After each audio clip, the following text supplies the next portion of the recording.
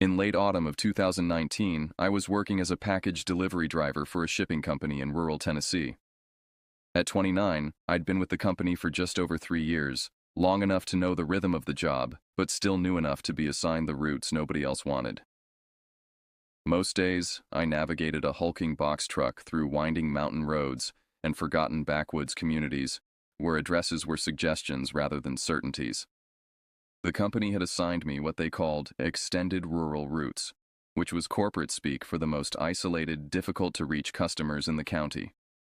My daily run took me through dense forests and along unmarked dirt roads that disappeared into thick underbrush.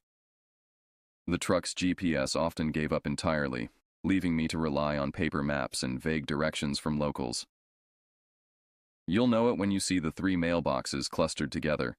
Then take a right at the oak with the lightning scar, an old-timer had once told me at a gas station.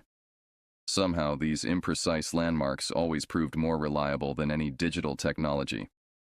I actually enjoyed the solitude of these routes most days. The hills were peaceful in the mornings, fog drifting between pine trees like ghosts, deer watching curiously as my truck rumbled past. The residents were typically friendly, country people who appreciated someone bringing their orders from the outside world. They'd offer coffee, share local gossip, or warn me about washed-out roads ahead. But not all stops were pleasant.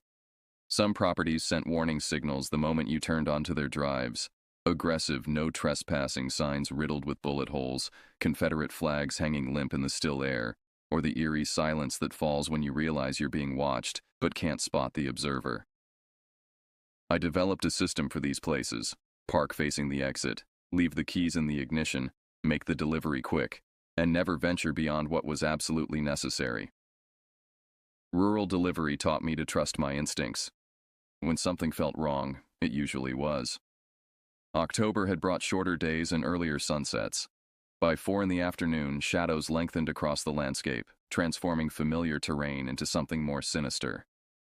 The company had a policy against deliveries after dark in these remote areas, but the reality of the job meant I was often racing the setting sun to complete my route. That particular day had started normally enough. I'd loaded my truck before dawn, checked my manifest, and headed out as the first hints of sunrise colored the eastern sky. The weather had turned unseasonably cold, and a thin layer of frost covered the ground. My breath formed small clouds in the cab as I worked through my morning deliveries. Nothing about that day suggested it would permanently alter how I viewed my job, my safety, or my understanding of what people are capable of hiding in plain sight. By early afternoon, I had worked through 2/3 of my packages. The remaining deliveries took me deeper into the county, beyond cell service and into areas where houses appeared only occasionally through breaks in the dense forest. The roads narrowed, pavement giving way to gravel, then to rutted dirt paths barely wide enough for my truck. My next drop-off was marked on my manifest simply as 6708 Timber Ridge Road. The address had a note attached: "End of road, no house number visible."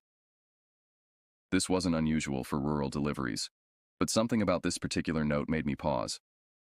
I'd been down Timber Ridge Road before, delivering to houses near its entrance, but never to its end. The turn onto Timber Ridge appeared suddenly. A gap in the trees with a weather-beaten wooden sign nailed to a pine trunk. The road immediately declined into a steep, winding path. Loose gravel shifted under my tires as I navigated the descent. Tall trees crowded both sides, their branches forming a canopy that blocked out much of the afternoon light. I passed several mailboxes clustered at the road's entrance. The occupied properties were always closer to the main road, I'd learned. As I continued deeper, the houses grew more sporadic, more weathered. Most appeared uninhabited, with boarded windows or collapsing roofs. The few occupied homes showed minimal signs of life. A thread of smoke from a chimney, a single vehicle parked outside, yards maintained just enough to keep the forest at bay. 3 miles down Timber Ridge, the houses stopped entirely. I checked my GPS out of habit, though I knew it wouldn't help. The screen showed me traveling through an empty green space, no roads marked. According to my manifest, I should be getting close.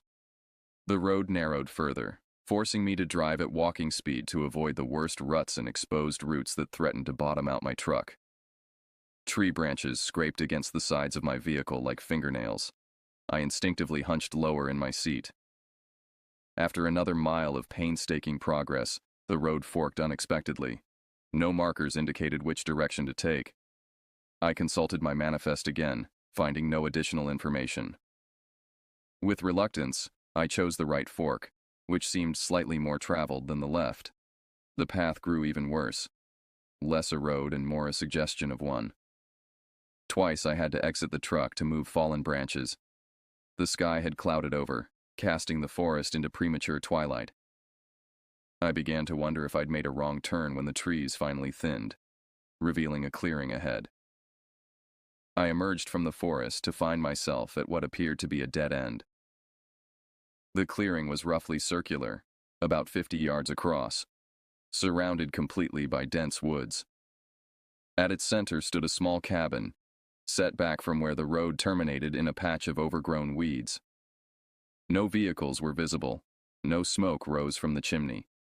Nothing indicated human presence except the building itself, a single-story structure with wood siding weathered to a uniform gray. If not for the package on my passenger seat, I would have assumed the place was abandoned.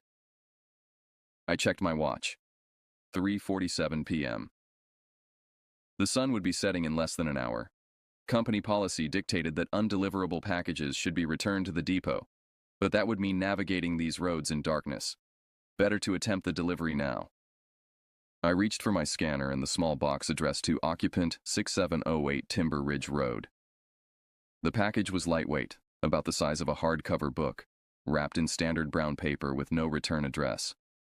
Nothing unusual except for its destination. I stepped out of the truck, immediately struck by the profound silence of the clearing. No birds called. No insects buzzed. Even the wind seemed to have died completely, leaving the air unnaturally still. For the first time that day, a distinct sense of unease settled over me like a physical weight. The first thing I noticed was how the clearing seemed deliberately maintained. Unlike the overgrown road, the open space around the cabin had been kept clear of saplings and underbrush. Not neatly mowed like a lawn, but methodically cleared, as if someone regularly patrolled the perimeter with tools designed for cutting back the forest's constant encroachment. I approached slowly, scanning my surroundings with increasing discomfort. The cabin itself appeared older than I initially thought, perhaps built in the 1950s, with architectural elements that hadn't been in style for generations. The roof sagged slightly in the middle, and the wooden steps leading to the front porch had been reinforced with cinder blocks where they'd begun to rot. What struck me as odd was the presence of modern technology attached to this decaying structure. A satellite dish was mounted on the roof. Not just one, but 3 separate dishes positioned at different angles. A 4th dish lay on the ground nearby, partially overgrown with weeds. The incongruity was jarring, like finding a smartphone in a medieval castle. As I approached the cabin, I noticed something else that stopped me momentarily. What I had assumed was an abandoned vehicle tucked against the tree line was actually the rusted shell of an old pickup truck. Nature had begun to reclaim it. Vines grew through the empty engine compartment, and the cab was filled with decades of fallen leaves. But it hadn't been dumped there. It had been parked, and then simply left to decay in place. I resumed my walk toward the cabin, the package clutched in my hand. My footsteps sounded unnaturally loud in the silence, each crunch of gravel beneath my boots announcing my presence. I found myself walking more carefully, placing each foot with deliberate precision to minimize noise. The front yard, if it could be called that, contained no personal items, no forgotten tools, no outdoor furniture, nothing to suggest regular use of the space. Just bare dirt and patches of stubborn weeds. I reached the bottom of the steps and paused, listening for any indication of movement within. Nothing. "Hello?" I called out, my voice sounding thin and ineffectual in the oppressive quiet. "Delivery service." No response came from within. I hesitated, then mounted the steps one at a time, wincing at their creaking protest under my weight. The porch boards seemed solid enough, though weathered to a silvery gray. A single bare light bulb was mounted above the door, unlit. The front door was the most modern thing about the structure. Solid wood with a large glass pane in its upper half. The glass was surprisingly clean compared to the rest of the exterior, as if recently wiped. I raised my hand to knock, then froze as I caught my first glimpse of the interior. Through the glass, I could see directly into what should have been the main living area. The room was completely empty except for two metal folding chairs placed in its center. Not against a wall, not arranged conversationally, but positioned side by side, both facing the corner of the room. The corner itself contained nothing. No television, no shrine, no object of any kind. Just two chairs facing a blank wall. I felt the hairs on my arms stand on end. Something about those chairs, their deliberate placement, their solitary purpose, suggested a ritual or behavior I couldn't comprehend. They seemed to be waiting for occupants. I nearly turned away then. Every instinct urged me to return to my truck and leave the package on the porch. But professional habit took over, and I knocked firmly on the doorframe.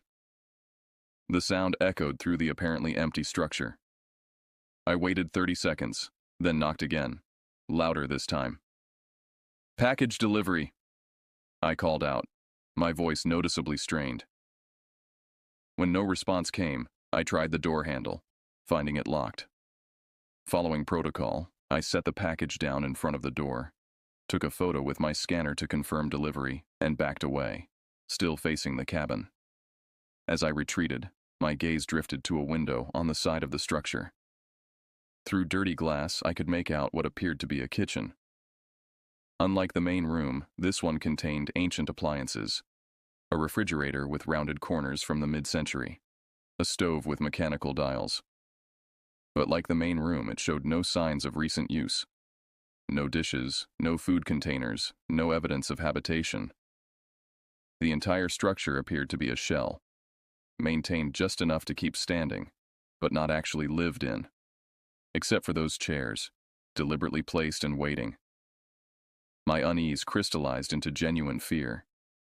Something was profoundly wrong with this place. Whatever its purpose, it wasn't simply a home. The decision to leave came with absolute clarity. I turned and walked briskly toward my truck, no longer concerned about the noise of my footsteps. My mind raced through possibilities, each more disturbing than the last. Was this a hunting cabin, rarely used, a meeting place for illicit activities, or something darker, a location deliberately isolated for purposes I didn't want to contemplate? As I walked, I removed my company cap and hood, improving my peripheral vision. The forest surrounding the clearing now seemed less like wilderness and more like a wall, a deliberate barrier keeping this place hidden from the outside world. I scanned the tree line, suddenly certain I was being observed. About 30 yards from my truck, the weight of unseen scrutiny became overwhelming. The sensation of being watched intensified until it felt like physical pressure against my back, increasing with each step I took away from the cabin. I resisted the urge to run, maintaining a measured pace while fighting against mounting panic. I reached my truck, fumbled briefly with the door handle, then climbed inside and immediately locked all doors. The simple click of the locks engaging provided only minimal comfort. I started the engine, its rumble unnaturally loud in the silent clearing. Before pulling away, I performed a thorough check of the truck's interior, peering into the back storage area to ensure I was truly alone. The irrational fear that someone might have slipped into my vehicle while I was at the cabin briefly overwhelmed logical thought. Finding nothing, I shifted into reverse and began the careful process of turning around in the limited space. My eyes constantly darted between my path and the cabin's front door, half expecting to see it open, revealing whoever or whatever belonged in those two chairs. The door remained closed. The cabin remained still. Nothing visibly changed as I completed my turn and pointed the truck back toward the narrow road that had brought me here. As I accelerated toward the forest's edge, a new fear emerged. What if the road was now blocked? The thought seized me with such certainty that I nearly braked to a stop. It would be simple enough to fell a tree across the narrow path, trapping my vehicle in the clearing. I shook off the thought and pressed forward, relief washing over me as the truck entered the tunnel-like path without obstruction. Navigating back proved even more challenging than the approach. Branches seemed to reach lower, ruts appeared deeper, and the gathering dusk transformed the forest into a maze of shadows. I drove with intense concentration, determined to put as much distance as possible between myself and the cabin before full darkness descended. The truck's headlights created shifting patterns of light and dark as I wound through the trees, illuminating the road just a few yards ahead at a time. In my mirrors, darkness swallowed the path behind me almost immediately. I had traveled perhaps half a mile when something ahead caught in my headlights. A dark mass in the middle of the narrow road. I slowed, squinting to identify the obstacle. As I drew closer, the object resolved into a large black garbage bag, partially open, positioned directly in my path. The bag hadn't been there during my approach. Someone had placed it there while I was at the cabin. I brought the truck to a stop about 20 feet from the bag, headlights illuminating its glossy black surface and the contents partially visible through its opening. From my position, I could make out what appeared to be fabric, something with a pattern, possibly clothing. A woman's sweater, maybe. My hands gripped the steering wheel until my knuckles whitened. The bag's placement was deliberate, not accidental roadside trash, but an object meant to make me stop, to force me to exit my vehicle. For a moment, I considered attempting to drive around it, but the narrow road offered little room to maneuver. Driving over it seemed equally dangerous. What if it contained something that could damage my tires? A third option presented itself. Reverse course, find another way out. But that would mean returning toward the cabin, potentially encountering whoever had placed the bag in my path. As I sat frozen in indecision, a new, horrifying thought emerged. What if the bag contained not just clothing, but human remains? What if I had interrupted something at the cabin, some terrible act that had already been committed, and this was evidence being disposed of? The implications cascaded through my mind. The empty cabin with chairs facing the corner, the multiple satellite dishes, the absence of personal effects. Could it be what I initially feared? A location where people were held against their will? A place of captivity and worse? My breathing grew rapid and shallow as I stared at the garbage bag. The fading daylight cast long shadows through the trees, creating a disorienting pattern across the road. I needed to act, but each option carried its own risk. I reached for my phone out of habit only to find no service, as expected in these remote hills. I was entirely on my own, with only my judgment to rely on. After several minutes of paralyzed deliberation, I made my decision. I would drive around the bag, staying on the road as much as possible. The truck's clearance should handle the shallow ditch if I maneuvered carefully. I put the vehicle in drive and approached slowly, angling toward the right side of the narrow road. As I drew alongside the bag, I allowed myself a closer look at its contents. Through the partially open top, I could indeed see what appeared to be a woman's sweater, pale blue with a pattern I couldn't quite discern. Something else was visible beneath it, dark and irregularly shaped. My imagination supplied horrifying possibilities. The truck's tires dipped into the shallow ditch as I navigated around the obstacle. For one terrifying moment, I felt the vehicle tilt slightly toward the right, threatening to slide further off the road. I corrected carefully, applying gentle pressure to the accelerator, and felt the wheels catch and pull me forward. Once past the bag, I straightened the truck and accelerated, pushing the vehicle faster than was safe on the rough terrain. My heart pounded against my ribs as I focused on escaping the narrow forest road. Every shadow among the trees seemed to move with purpose. Every sound from the surrounding woods registered as a potential threat. I reached the fork where I'd originally turned right and continued straight, following what I hoped was the path back to Timber Ridge Road proper. The truck bounced violently over exposed roots and rocks, my body tensing with each impact as I anticipated a tire blowout or mechanical failure that would strand me in these woods. After what seemed like hours but was likely only minutes, the trees thinned and the road widened. I emerged onto the main gravel section of Timber Ridge, the relative openness feeling like salvation. I didn't slow down until I reached the paved county road, where I finally pulled onto the shoulder and cut the engine. The sudden silence was broken only by my ragged breathing and the ticking of the cooling engine. I sat motionless, trying to process what I'd just experienced. The rational part of my mind suggested innocent explanations, an eccentric hermit with unusual living arrangements perhaps, a hunting cabin rarely used except during specific seasons, abandoned property with strange decorative choices. But those chairs, the multiple satellite dishes, the garbage bag appearing in my path. I glanced at my watch. 4:32 p.m. Less than an hour had passed since I'd first arrived at the cabin, though it felt like days. I still had 3 deliveries remaining on my route, but completing them was unthinkable now. I needed to report what I'd seen. But what exactly had I seen? Nothing definitively criminal, just deeply unsettling. Would anyone take me seriously? Would my concerns be dismissed as overactive imagination or end-of-day fatigue? I started the truck again and pulled back onto the road, heading toward the nearest town where I knew I could get cell service. As I drove, a new thought occurred to me. I should document what I'd found. If something truly sinister was happening at that cabin, evidence would be crucial.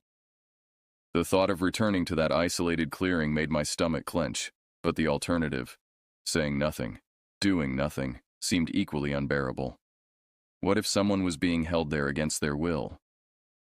What if the clothing in that bag belonged to a victim? I reached the small town of Millerton 15 minutes later and pulled into a gas station parking lot. My phone immediately registered service, multiple missed notifications appearing on the screen. I ignored them and called my friend who worked as a security consultant, someone who would understand the gravity of my suspicions without dismissing them outright. He listened without interruption as I described the cabin, the chairs, the satellite dishes, and the garbage bag. When I finished, his response was immediate and unequivocal. Take photos, as many as you can. But don't approach the cabin again. Stay in your vehicle. Document the location, the bag, anything unusual, then call the sheriff directly. I knew he was right. Without evidence, my account would sound like paranoid fantasy. I needed proof. The decision to return went against every instinct for self-preservation, but I couldn't shake the feeling that something terrible was happening at that cabin, something that would continue if no one intervened. I checked my fuel gauge, 3/4 full, ensured my phone was fully charged, and texted my location and intentions to my friend as a precaution. The drive back to Timber Ridge Road felt surreal, as if I were deliberately returning to a nightmare I'd just escaped. The late afternoon had given way to early evening, the overcast sky darkening rapidly. I switched on my headlights as I turned onto the gravel road, the beams catching dust particles that swirled in the air before my truck. I drove more slowly this time, alert for any sign of other vehicles or movement along the roadside. The forest seemed different somehow, more watchful, more alive with hidden purpose. I repeatedly checked my mirrors, half expecting to see headlights following behind me. At the entrance to the narrow path leading to the cabin, I paused. The rational part of my mind argued forcefully against proceeding. I had no weapon, no backup, no real plan beyond taking photographs. If someone was monitoring the road, and the strategically placed garbage bag suggested someone was, they would know I had returned. But the thought of potential victims, perhaps at this very moment imprisoned in some hidden part of the property, overcame my hesitation. I turned onto the path, proceeding with even greater caution than before. The forest closed around me once again, branches scraping against the truck's sides. I drove at walking pace, eyes constantly scanning for obstacles or figures among the trees. The silence outside was absolute. No birds, no insects, as if all wildlife had abandoned this place. I approached the location where I'd encountered the garbage bag, slowing even further. My headlights illuminated the narrow road ahead, revealing nothing. The bag was gone. I stopped the truck, staring in disbelief at the empty road. There was no trace of the black plastic, no indication it had ever been there. I checked and double-checked my location, certain I hadn't confused the spot. This was definitely where I'd seen the bag, where I'd been forced to navigate around it less than 30 minutes earlier. Its absence confirmed my worst fears. Someone was actively monitoring this road. Someone who had returned to remove evidence after I'd passed. The realization sent adrenaline coursing through my system, sharpening every sense to painful clarity. I considered turning back immediately but forced myself to continue. If someone had removed the bag, they might have returned to the cabin as well. This might be my only chance to document whatever was happening there. I proceeded to the clearing, approaching with headlights off to minimize my visibility. The cabin appeared exactly as I'd left it, dark, still, seemingly abandoned. I parked at the forest's edge, positioning the truck for a quick exit, and took out my phone. Using the camera's zoom function, I captured images of the cabin from a distance. The external satellite dishes, the weathered structure, the clean front door with its glass pane. I photographed the surrounding clearing, the overgrown pickup truck, and what appeared to be a small shed partially hidden behind the main structure that I hadn't noticed during my first visit. I switched to video mode and recorded a brief narration, describing the location, the date and time, and what I'd observed earlier. My voice sounded strained even to my own ears, but I forced myself to provide clear, detailed information. As I finished recording, movement caught my eye. A brief flicker of light from one of the cabin's side windows. So brief I might have imagined it, except that I was staring directly at the building through my phone's screen. Someone was inside. I froze, phone still raised, barely breathing. Had they seen me? Were they watching even now as I sat exposed in my vehicle? I started the engine with shaking hands, no longer concerned about stealth. As the headlights came on automatically, they illuminated something I hadn't noticed during my approach. A thin trail leading from the cabin into the forest on the clearing's far side. Not a formal path, but a line of disturbed vegetation, as if something heavy had been dragged repeatedly along the same route. I wanted desperately to investigate, to follow that trail and discover what lay at its end. But self-preservation finally overrode curiosity. I put the truck in reverse, executed a rapid three-point turn, and accelerated back toward the forest road.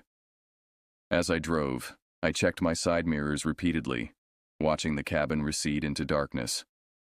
No lights appeared in its windows. No figure emerged to pursue me.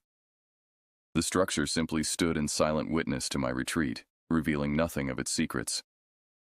I didn't stop until I reached the county sheriff's office in Millerton, pulling into the nearly empty parking lot just past 6 p.m. The station was a single-story brick building with fluorescent lights glowing from within, promising safety and rationality after the unsettling isolation of the forest. Inside, I approached the desk sergeant, a heavy-set man with graying hair and a skeptical expression that deepened as I explained my reason for coming in. He listened without interruption, making occasional notes, his face revealing nothing. When I finished my account and offered to show him the photos I'd taken, he nodded slowly. So you're saying you delivered a package to an empty house, saw some chairs facing a wall, noticed some satellite dishes, and found a trash bag in the road that later disappeared. Put that way, it sounded absurdly innocuous. I tried again, emphasizing the strangeness of the scene, the deliberately positioned chairs, the trail leading into the forest, the feeling of being watched. Mr. Baker, the sergeant said finally, using the name from my driver's license. I understand you found this situation unusual, but we can't investigate private property based on furniture arrangements or satellite equipment. As for the trash bag, people dump garbage on those back roads all the time. Someone probably picked it up. But why would it appear exactly when I was leaving the cabin? And why would someone remove it so quickly afterward? I pressed. He sighed, the sound of a man accustomed to dealing with overactive imaginations. Could be coincidence. Could be the property owner saw it and cleaned it up. Without evidence of actual criminal activity, there's not much we can do. I showed him the photos on my phone, which he examined with mild interest. They looked less compelling than I'd hoped. Just images of a rundown cabin in poor lighting. Nothing visibly suspicious. I'll tell you what, he said finally. I'll make a note of your concerns. Deputy Wilson knows that area well. Next time he's patrolling out that way, he can drive by and check the property. It wasn't the immediate response I'd hoped for, but it was something. I provided detailed directions to the cabin, described the package I'd delivered, and gave my contact information. Before leaving, I asked one final question. Has anyone ever reported problems with that address before? The sergeant's expression changed subtly, a slight tightening around the eyes that lasted only a moment. Not that I recall offhand, he said, too casually. But I can check the records if you'd like. Please, I said. He typed something into his computer, studied the screen longer than seemed necessary, then looked up. No reports associated with that specific address. But as I mentioned, Deputy Wilson knows that area. I'll have him look into it. I left the station with the distinct impression that the sergeant knew more than he was willing to share. Whether due to official procedure or personal reluctance, he had withheld something. Some piece of information that might have validated my concerns. I returned to the delivery depot to complete my paperwork and park the company truck. The familiar surroundings, the fluorescent lit warehouse, the sound of packages being sorted, co-workers chatting about ordinary frustrations, should have been comforting. Instead, they felt surreal, as if I'd returned from another dimension where the normal rules of reality didn't apply. My supervisor questioned my incomplete route, but I offered a vague explanation about feeling ill after lunch. He seemed more concerned about rescheduling the remaining deliveries than about my obvious distress. That night I couldn't sleep. Every time I closed my eyes, I saw those chairs facing the empty corner. I imagined what might happen in that room, who might sit in those chairs, what they might be forced to watch or do or endure. I researched online, looking for any information about the address or surrounding area. County property records showed the land had changed ownership multiple times over the past decade, always through private sales with minimal documentation. The current listed owner was a limited liability company with an address in another state. I searched for missing persons reports in the surrounding counties, finding more than I'd expected. Dozens of cases spanning years, most involving young women traveling alone or individuals last seen in rural areas. How many of them might have ended up in that cabin, facing that corner? The thought kept me awake until dawn. After my unsettling experience at that isolated cabin, I resigned from the delivery company. Though I'd been considering a career change already, the encounter with those eerily positioned chairs and the mysterious disappearing garbage bag pushed me to make the decision. I couldn't bear the thought of continuing to drive those remote roads, potentially encountering similar disturbing situations. Before leaving, I spoke with my supervisor about removing the address from regular delivery routes. I provided a sanitized version of my experience, emphasizing safety concerns. He agreed that packages for such remote locations could be held for pickup instead. I also asked to be informed if police ever inquired about the Timber Ridge Road address. To my knowledge, no such inquiry ever came. In the weeks that followed, I regularly contacted the sheriff's office about Deputy Wilson's promised investigation. Their responses grew increasingly evasive, citing reassignments, schedule changes, and staffing shortages, until they stopped taking my calls altogether. I considered contacting higher authorities, but realized my evidence was too insubstantial to warrant serious investigation. 2 months later, I relocated to another county, creating physical distance between myself and Timber Ridge Road. Despite this, the memory persisted in recurring nightmares. About 6 months after the incident, I discovered a news article about hunters finding human remains in the national forest adjacent to Timber Ridge. When I contacted the reporter, he revealed that fabric fragments had been found with the remains in an area near Timber Ridge.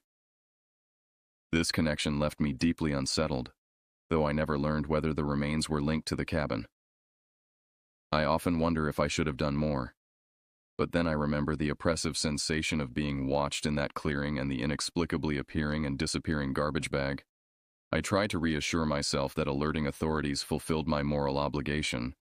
Yet during sleepless nights, I find myself wondering about subsequent deliveries to that cabin, and whether others notice those chairs facing the corner, waiting for their next occupants. Somewhere in those hills, that cabin still stands, a shell potentially harboring unimaginable horrors, hidden from a world that doesn't want to see.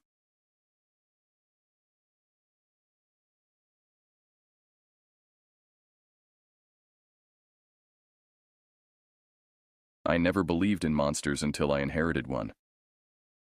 The letter arrived on a Tuesday, its manila envelope stiff with official-looking documents. My great-uncle Liam had died, leaving me his remote property in northern Michigan, a family cabin I'd never known existed on the shores of what the locals called Lake Wanagiska. According to the attorney's letter, the name came from Ojibwe, roughly translating to White Shadow Waters. The cabin and surrounding 50 acres had been in our family for generations, though no one had lived there permanently for decades. My life in the city had grown stale. A recent layoff, a relationship that ended badly, and an apartment that felt increasingly like a cage all pushed me toward this unexpected opportunity. The timing seemed fortuitous, almost as if the universe was clearing my path. Within 2 weeks, I had packed my modest belongings into my Subaru and headed north, following directions that took me progressively farther from highways, then paved roads, and finally, onto a dirt track that disappeared into dense forest. The attorney's description hadn't done justice to the cabin's isolation.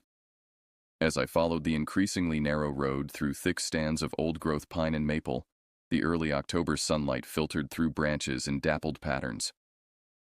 My cell signal had disappeared miles back, and the GPS had given up entirely, leaving me to navigate by printed directions and sparse trail markers.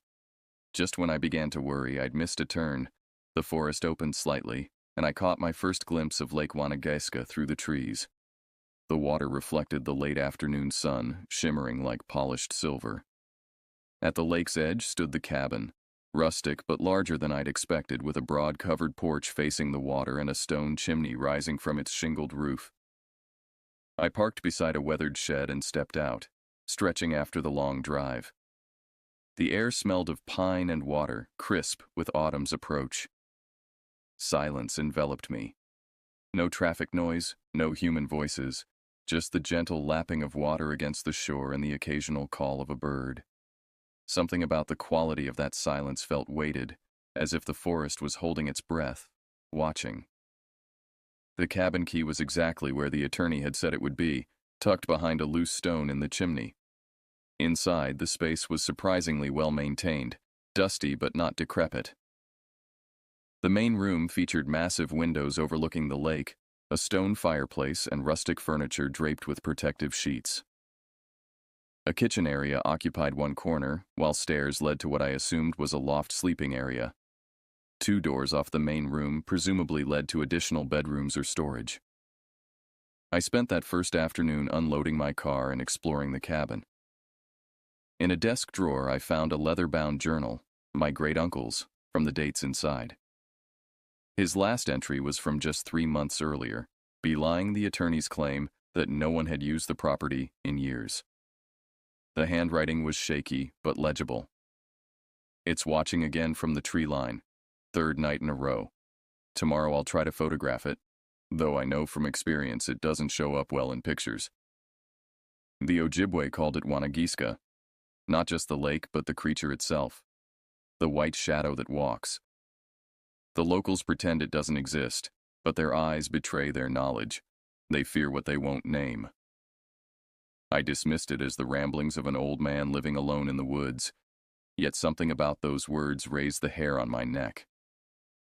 Through the window, I watched the sun sink behind the trees across the lake, casting long shadows across the water. As daylight faded, the forest beyond the clearing seemed to deepen, becoming an impenetrable wall of darkness. That night, I built a fire in the fireplace and continued reading my great-uncle's journal by its light. His entries chronicled years of solitary life at the cabin, interspersed with increasingly frequent mentions of strange occurrences, unexplained sounds in the night, footprints too large to be human around the property, glimpses of movement at the forest's edge. "I know why my grandfather built this cabin here," one entry read. "Not for the fishing or the views as he claimed, but to watch over this place, to guard what sleeps beneath Wanagiska. The responsibility passes to each generation. I've failed to pass it on. There was no one to tell." Sleep came uneasily that first night.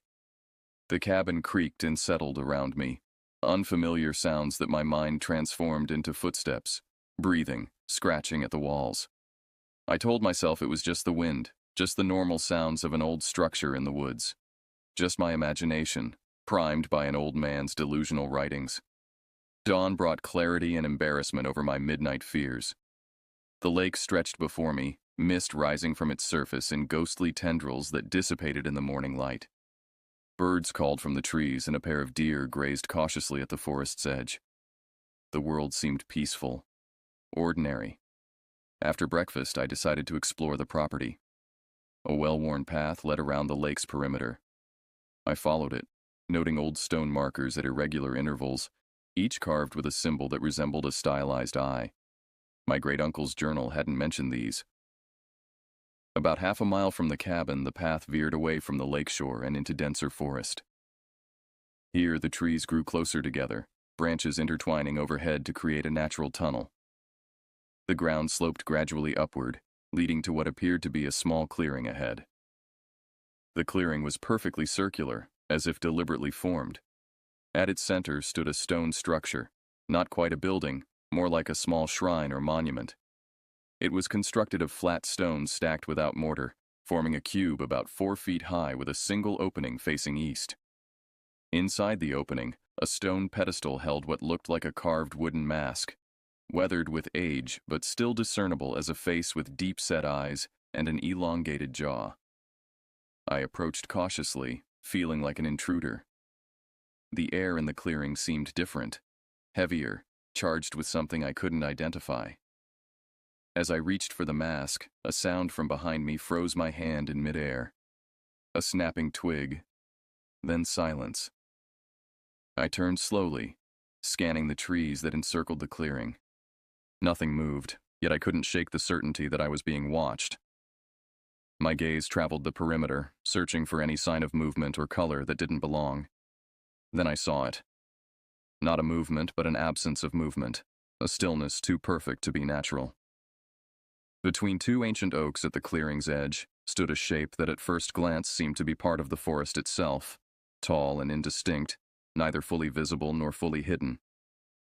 For several heartbeats I stared at that shape, trying to resolve it into something recognizable.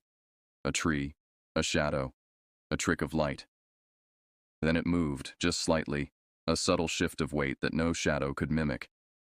I glimpsed massive shoulders, a head that seemed too high among the branches, and then, most disturbingly, eyes reflecting the morning light with a dull reddish glow. Fear locked my muscles. I couldn't run, couldn't call out, could barely breathe. The shape remained motionless, watching me with those reflective eyes. Then, deliberately, it stepped backward and was absorbed into the darkness between the trees, leaving only swaying branches to mark its passage. I ran then, abandoning all pretense of courage, sprinting down the path toward the cabin with my heart hammering against my ribs. I didn't slow until I reached the porch, slamming the door behind me and throwing the deadbolt with shaking hands. Safe inside, rationality returned in fragments. It must have been a bear, I told myself. A moose, perhaps, or even a particularly large deer seen from an odd angle. The red-eye effect was just sunlight reflecting off an animal's retinas. The human-like stance was my imagination, influenced by my great-uncle's writings. But deep down, I knew these explanations were attempts to paper over a truth my mind wasn't ready to accept. What I'd seen hadn't been any animal known to these woods. And somehow, on an instinctual level, I understood that it was connected to this place, to Lake Wanagiska, to the strange shrine in the clearing, and to the responsibility my great-uncle had failed to pass on. That night I returned to his journal with new purpose, reading entry after entry by flashlight when the power flickered and died during a sudden thunderstorm. Outside, rain lashed the windows, and lightning illuminated the lake in strobing flashes. Between thunderclaps, I heard noises on the porch. Heavy footsteps, a sound like claws scraping wood, and once, a low, rumbling growl that vibrated through the cabin's walls. I told myself it was just the storm, but in the journal's pages, I found my great-uncle's voice speaking across time. When it comes in the rain, it's searching. The water masks its scent, allows it to get closer. It's drawn to fear. It can smell it like sharks smell blood. Stay calm. Stay still. Remember what sleeps beneath Wanagiska must remain asleep. I didn't understand. But as the night deepened and the noises outside grew more persistent, I realized with growing dread that understanding might be the key to survival. Morning revealed claw marks on the porch railing, deep gouges in the wood that hadn't been there the day before. Massive footprints in the mud led from the forest's edge to the cabin and back again, their shape distinctly humanoid but much too large, nearly 16 inches long with 5 toe impressions.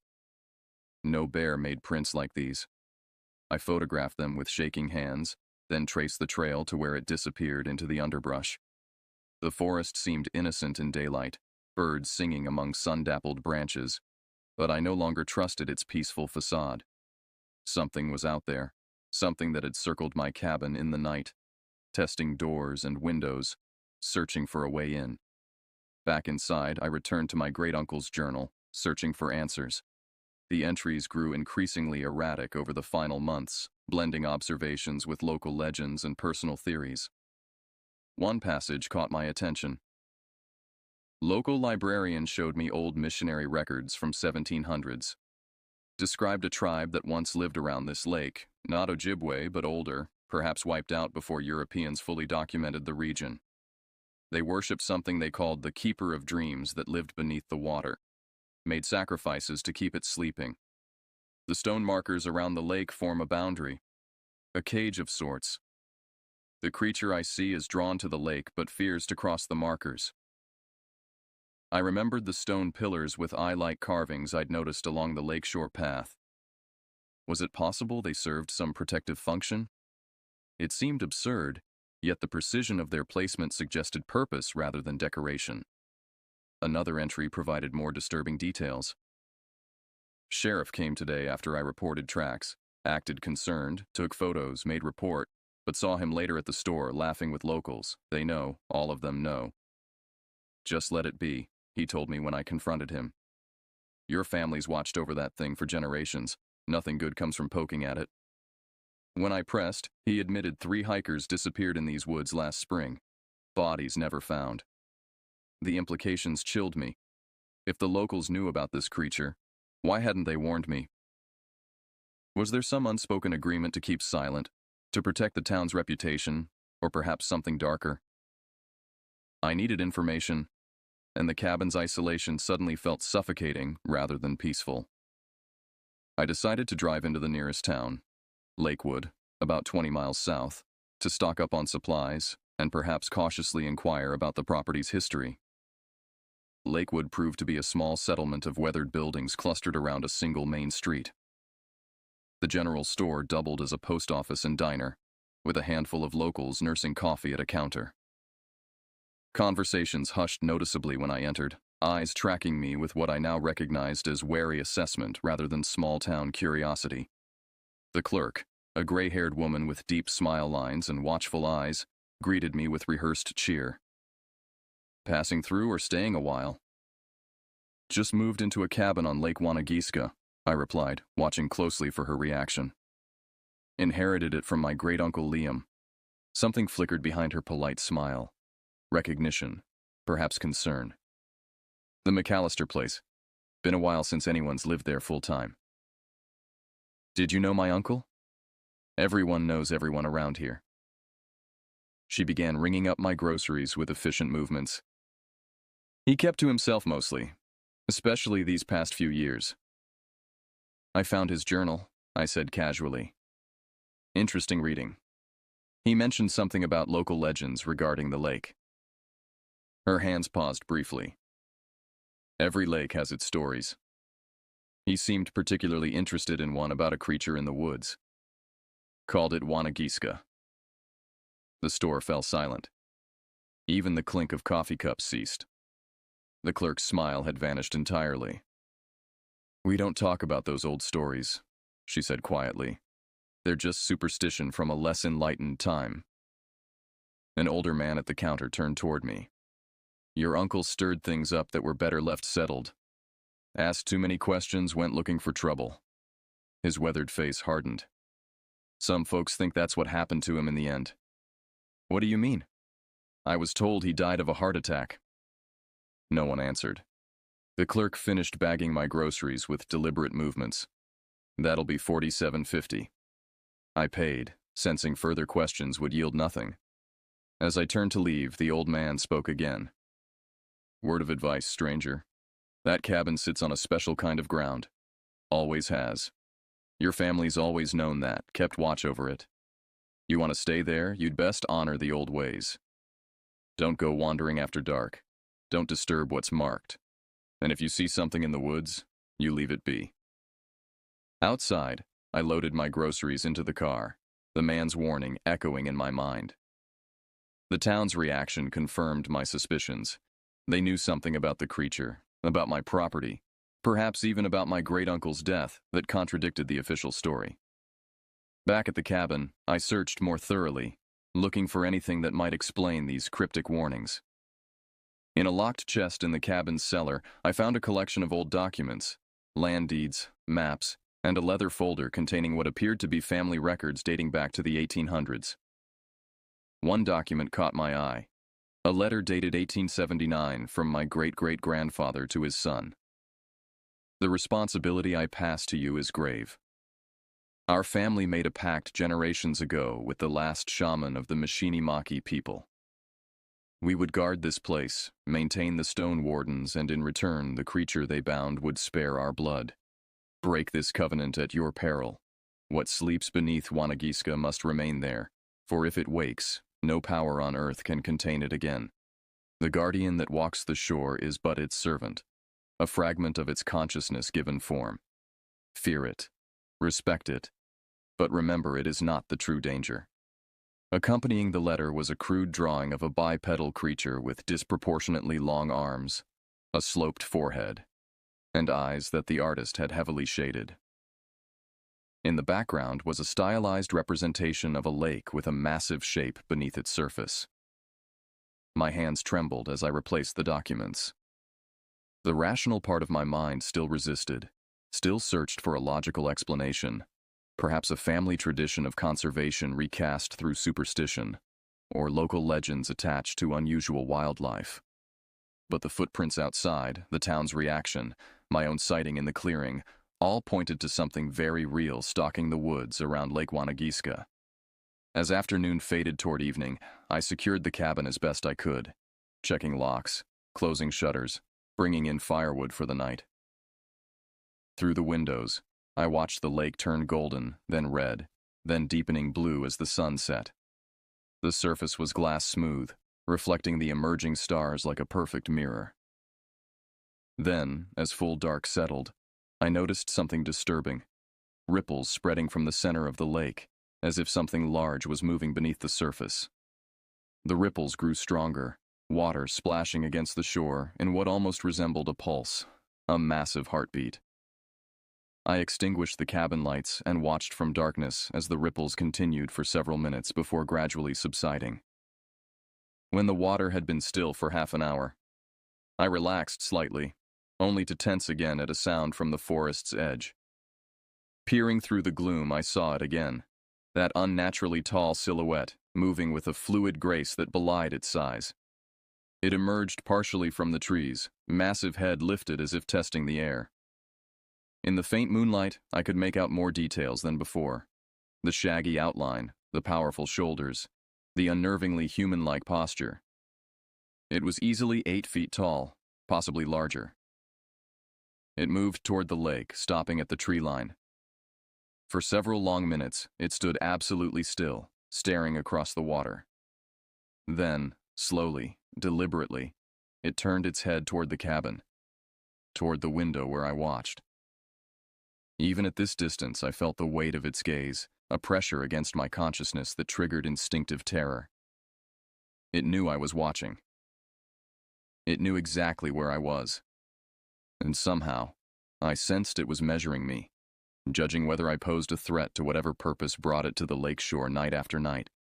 Then, with a fluid motion that seemed too fast for its bulk, it melted back into the forest, leaving me shaking and uncertain whether I'd just been evaluated, warned, or marked. Sleep eluded me that night.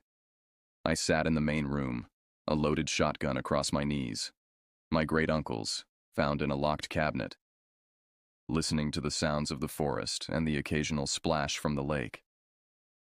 Something fundamental had shifted in my understanding of this inheritance.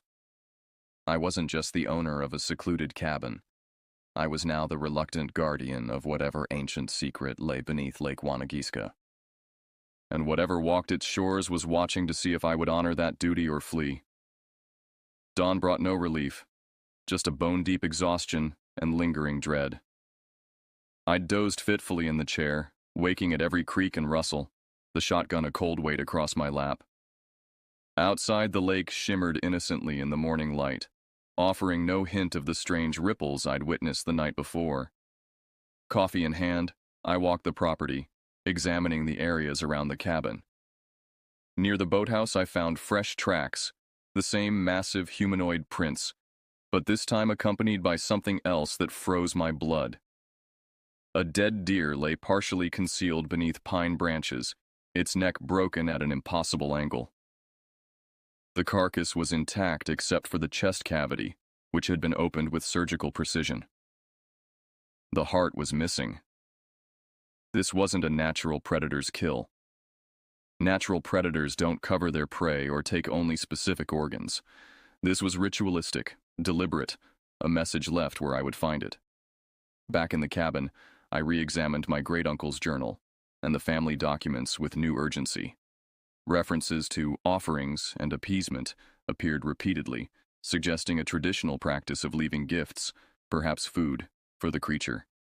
Had my great-uncle maintained this tradition? Was this kill a demand for continuation? The more immediate question: was I in danger? The creature clearly knew I was here and seemed to be demonstrating its power rather than attacking outright. But how long would that restraint last? I considered leaving, packing up and returning to city life, selling the property and washing my hands of this entire bizarre situation. But something held me back. Perhaps it was stubbornness, or curiosity, or some deeper connection to this place and the family duty it represented. Whatever the reason, I decided to stay, at least long enough to understand what I was dealing with. The local library seemed the logical next step in my investigation. I drove back to Lakewood, parking outside a small brick building that looked like it hadn't been updated since the 1970s. Inside, a young woman with glasses and a wary expression greeted me from behind a desk stacked with books. "Can I help you find something?" she asked, her tone carefully neutral. "I'm researching local history," I replied. "Specifically legends about Lake Wanagiska and the surrounding area." Her expression didn't change, but her posture stiffened slightly.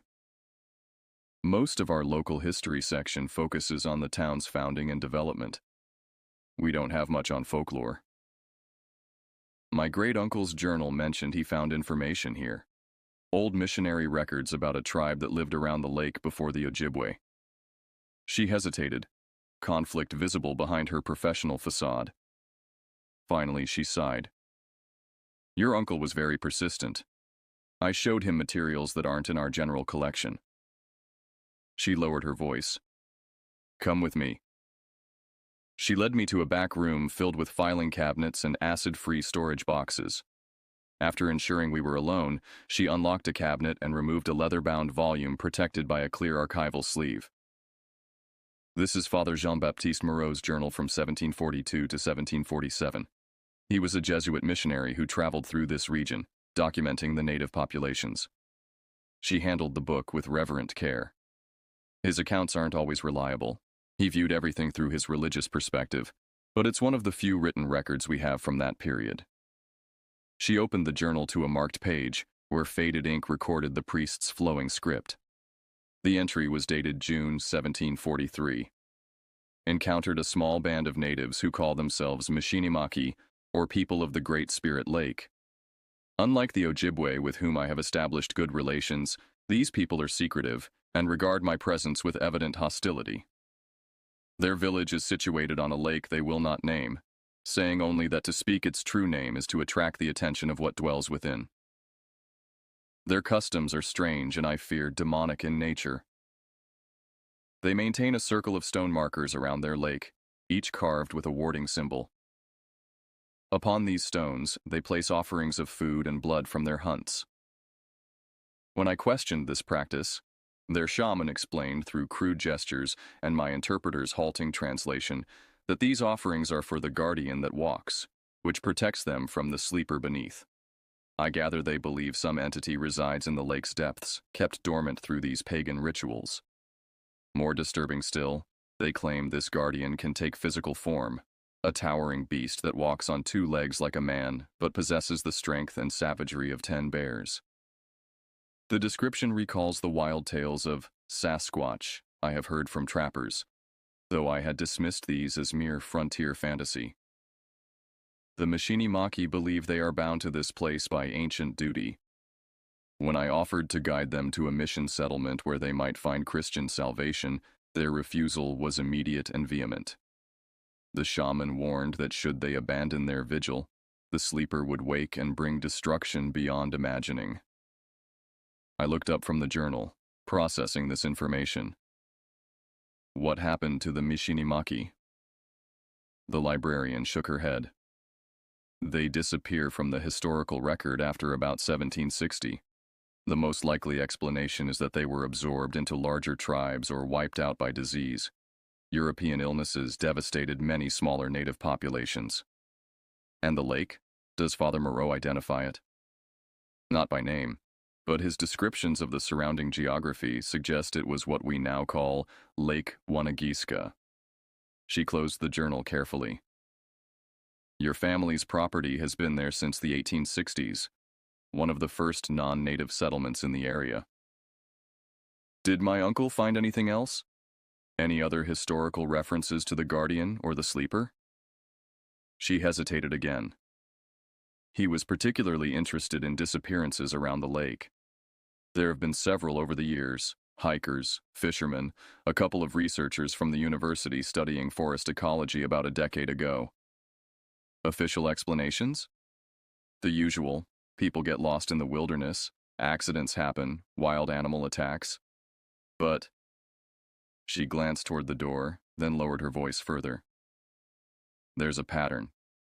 Most disappearances happen in groups of 3, spaced a few days apart. Always during the spring or fall. Always near the lake.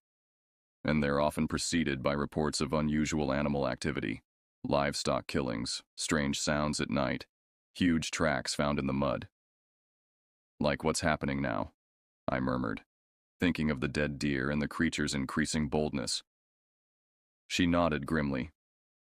Your uncle was asking the same questions right before he died. Sheriff said it was a heart attack, but... She trailed off. But what? The paramedics who responded said his body was cold when they arrived. Too cold, like he'd been outside all night. And there were scratches on the windows, deep ones that went through the glass. My blood chilled at the implication. You think something killed him? I think, she said carefully, that your uncle broke some rule he didn't fully understand. And I think you should be very careful about following in his footsteps. I thanked her for her help and left, my mind racing with new information. The drive back to the cabin felt longer, the forest pressing closer to the road, shadows deeper than they should have been in mid-afternoon. By the time I turned onto the dirt track leading to my property, the sun was already sinking toward the treetops. Something was wrong. I sensed it before I rounded the final bend. A stillness in the air, an absence of bird calls. The cabin came into view, apparently undisturbed, but my instincts screamed danger. I approached cautiously, shotgun ready. The front door stood open, swinging slightly in the breeze. I was certain I'd locked it before leaving. Inside, chaos greeted me. Furniture overturned, my great-uncle's journals and the family documents strewn across the floor. Deep gouges marked the walls and floor, as if massive claws had torn through the cabin in a frenzy. The destruction was systematic rather than random. Every hiding place had been searched, every container emptied. But the most disturbing detail awaited me in the bedroom. On the wall above the bed, something had used what looked like charcoal to draw a crude symbol. A circle with vertical lines extending downward, resembling an eye with dripping tears. Below it, 3 horizontal lines were drawn, the middle one partially erased. With sudden clarity, I understood. 3 lines, 1 partially erased. 2 remained. 2 more to go. 2 more disappearances before whatever ritual cycle the creature was enacting would be complete. And I now stood directly in its path. Night fell rapidly, darkness flowing like ink through the trees surrounding the cabin. I worked frantically to secure the space, boarding broken windows, barricading the damaged door, establishing a defensive position in the main room with clear sightlines to all potential entry points. The shotgun lay loaded beside me, though deep down I questioned whether it would have any effect against what stalked the woods. As I worked, I gathered the scattered papers and journals, arranging them to reconstruct the research my great-uncle had compiled. A pattern emerged from his notes, dates, and observations that painted a disturbing picture. Every 30 years, almost to the day, a cycle of disappearances occurred around Lake Wanagiska, always in groups of 3, always followed by a period of absolute quiet, as if the forest itself was holding its breath. The current cycle had begun 2 weeks ago, with a backpacker who'd veered off the main trail miles from here. Search and rescue had found his campsite torn apart, blood on the ground, but no body. A week later, a local hunter had vanished, his truck found parked at a trailhead, his gear scattered through the woods. Both incidents had been attributed to bear attacks, despite the lack of evidence supporting that conclusion. I was to be the third. The realization settled over me with leaden certainty. But why me specifically? Was it simply opportunity, a solitary figure in a remote cabin? Or was there some deeper connection to my bloodline, to the covenant mentioned in my ancestor's letter? The answer emerged from a hidden compartment in my great-uncle's desk. A space I discovered only because the creature's search had damaged the locking mechanism. Inside lay a small leather-bound book far older than his journals, its pages brittle with age. The handwriting within was not his, but belonged to someone much earlier. My great-great-grandfather, judging by the dates. The book detailed the arrangement our family had made with the last shaman of the Mishinimaki people in 1868. In exchange for the land around Lake Wanagiska, my ancestor had sworn to maintain the stone markers, provide regular offerings to the guardian, and, most critically, ensure that one family member always remained as caretaker of the property.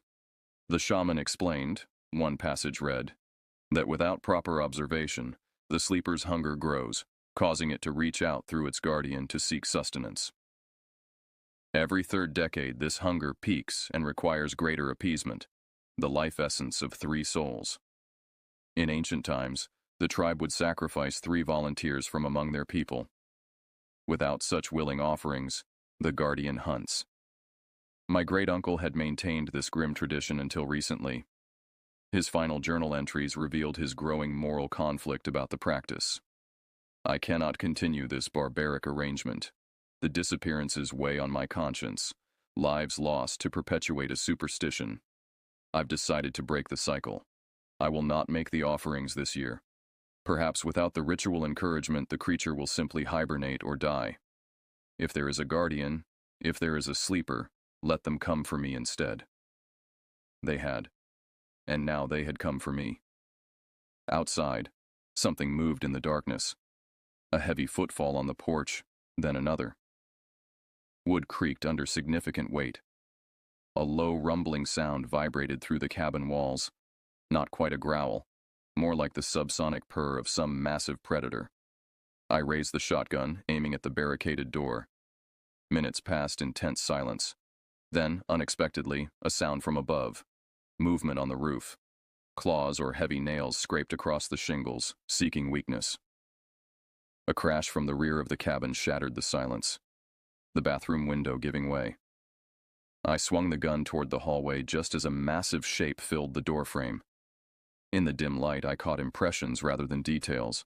Height that forced it to stoop beneath the ceiling, broad shoulders covered in matted hair, arms too long for its already elongated frame. Its face remained in shadow, but 2 points of dull red light marked where its eyes must be. I fired without hesitation. The shotgun's roar deafening in the confined space. The creature jerked backward but didn't fall. Instead, it emitted a sound no earthly animal could make. A high, keening wail that seemed to originate from multiple throats simultaneously. It retreated down the hallway. I followed cautiously, gun ready for a second shot. The bathroom window gaped open to the night, glass shards littering the floor alongside dark droplets that could only be blood. I'd wounded it at least. A sudden impact shook the entire cabin, something massive striking the outer wall with tremendous force. Then again, and again, methodical blows testing the structure's integrity. I backed into the main room, positioning myself to cover all possible entry points. The assault on the walls ceased abruptly. In the silence that followed, I heard a new sound. Water sloshing rhythmically against the lakeshore, though there was no wind to create waves. Looking through a crack in the boarded window, I saw the lake's surface undulating, ripples spreading outward from the center as if something massive was rising from the depths. A distant memory surfaced, a line from the priest's journal. The guardian that walks protects them from the sleeper beneath. Two entities, not one. And I had wounded the guardian. As this realization dawned, the cabin's foundations trembled. The floorboards beneath my feet vibrated with increasing intensity. Cracks appeared in the stone fireplace, mortar dust raining down as the tremors grew stronger. This was no earthquake. This was something waking. I grabbed the essential documents in my pack, shoving them haphazardly inside along with ammunition and whatever food I could reach. The cabin was no longer safe. Perhaps nowhere was safe. But I couldn't just wait for the structure to collapse around me. As I prepared to flee, a final entry in my great-uncle's journal caught my eye. The stone shrine in the clearing holds the key. The mask is a vessel of containment, carved from the heartwood of a tree, struck by lightning during the binding ritual. The shaman's power is locked within it. Without the mask in place, the circle is broken. The mask I'd nearly touched during my exploration of the property. The wooden face with its deep-set eyes and elongated jaw. Had my presence there, my near disturbance of the artifact, weakened whatever binding it represented? I had no time to contemplate further. With a groaning sound, the cabin floor buckled upward, boards splintering as something pushed from below. I bolted for the door, tearing away the barricade and bursting onto the porch. Outside, the night had transformed. The placid lake now churned violently, waves crashing against the shore with unnatural force. The surrounding forest swayed as if in a hurricane, though the air was eerily still. And at the tree line stood the guardian, the creature I'd shot, watching me with those glowing eyes, making no move to attack. I ran toward the path that led around the lake, toward the stone shrine. If the mask was indeed key to containing whatever was waking beneath Wanagiska, I needed to ensure it remained in place. The guardian made no attempt to pursue me, which was somehow more terrifying than if it had given chase. The path was nearly invisible in the darkness, but I followed it by instinct and memory, aware of the lake's increasingly violent thrashing to my right. The stone markers I passed seemed to vibrate, the carved eye symbols appearing to watch me as I ran. The clearing, when I reached it, was transformed. Moonlight illuminated the perfect circle with unnatural brightness, as if the space existed in its own reality. The stone shrine stood at the center, unchanged except for one critical detail. The mask was no longer on its pedestal. Instead, it lay on the ground before the shrine, face down as if it had fallen or been deliberately removed. The wooden surface gleamed with an oily sheen that hadn't been present before. I approached cautiously, shotgun ready, scanning the clearing for any sign of the guardian. Finding none, I knelt beside the mask and reached out to restore it to its place. A voice stopped me, not a physical sound but words that formed directly in my mind, accompanied by impressions of ancient knowledge and inhuman patience. Child of the Covenant, last of the bound bloodline, what do you seek here? The voice held neither malice nor benevolence, merely a cold curiosity that felt older than human civilization. I want to restore the balance, I answered aloud. feeling foolish yet certain I was being heard. To put the mask back and maintain the binding. The binding weakens. The cycle nears completion. The hunger grows. "What are you?" I asked, though I feared I already knew. "I am the sleeper beneath, the dreamer whose nightmares walk the shore, the endless hunger your ancestors promised to sate. By sacrificing innocent people. By honoring the covenant. 3 lives every 30 years, freely given or forcibly taken, a small price for containing what would otherwise consume all." The ground trembled beneath me, the vibration traveling up through my bones. In the lake beyond the clearing, something massive broke the surface briefly, a shape too large, too alien to fully comprehend, before sinking again in a cascade of water. Your uncle refused the offering, broke the covenant. Now the binding fails, and I wake. And if I restore the mask, make the offerings? Then the cycle continues. I return to dreaming. The guardian returns to watching, until the next hunger comes. Moral repugnance warred with practical terror. Could I condemn others to maintain this monstrous arrangement? But the alternative, unleashing whatever ancient horror slept beneath Wanagiska, seemed unthinkably worse.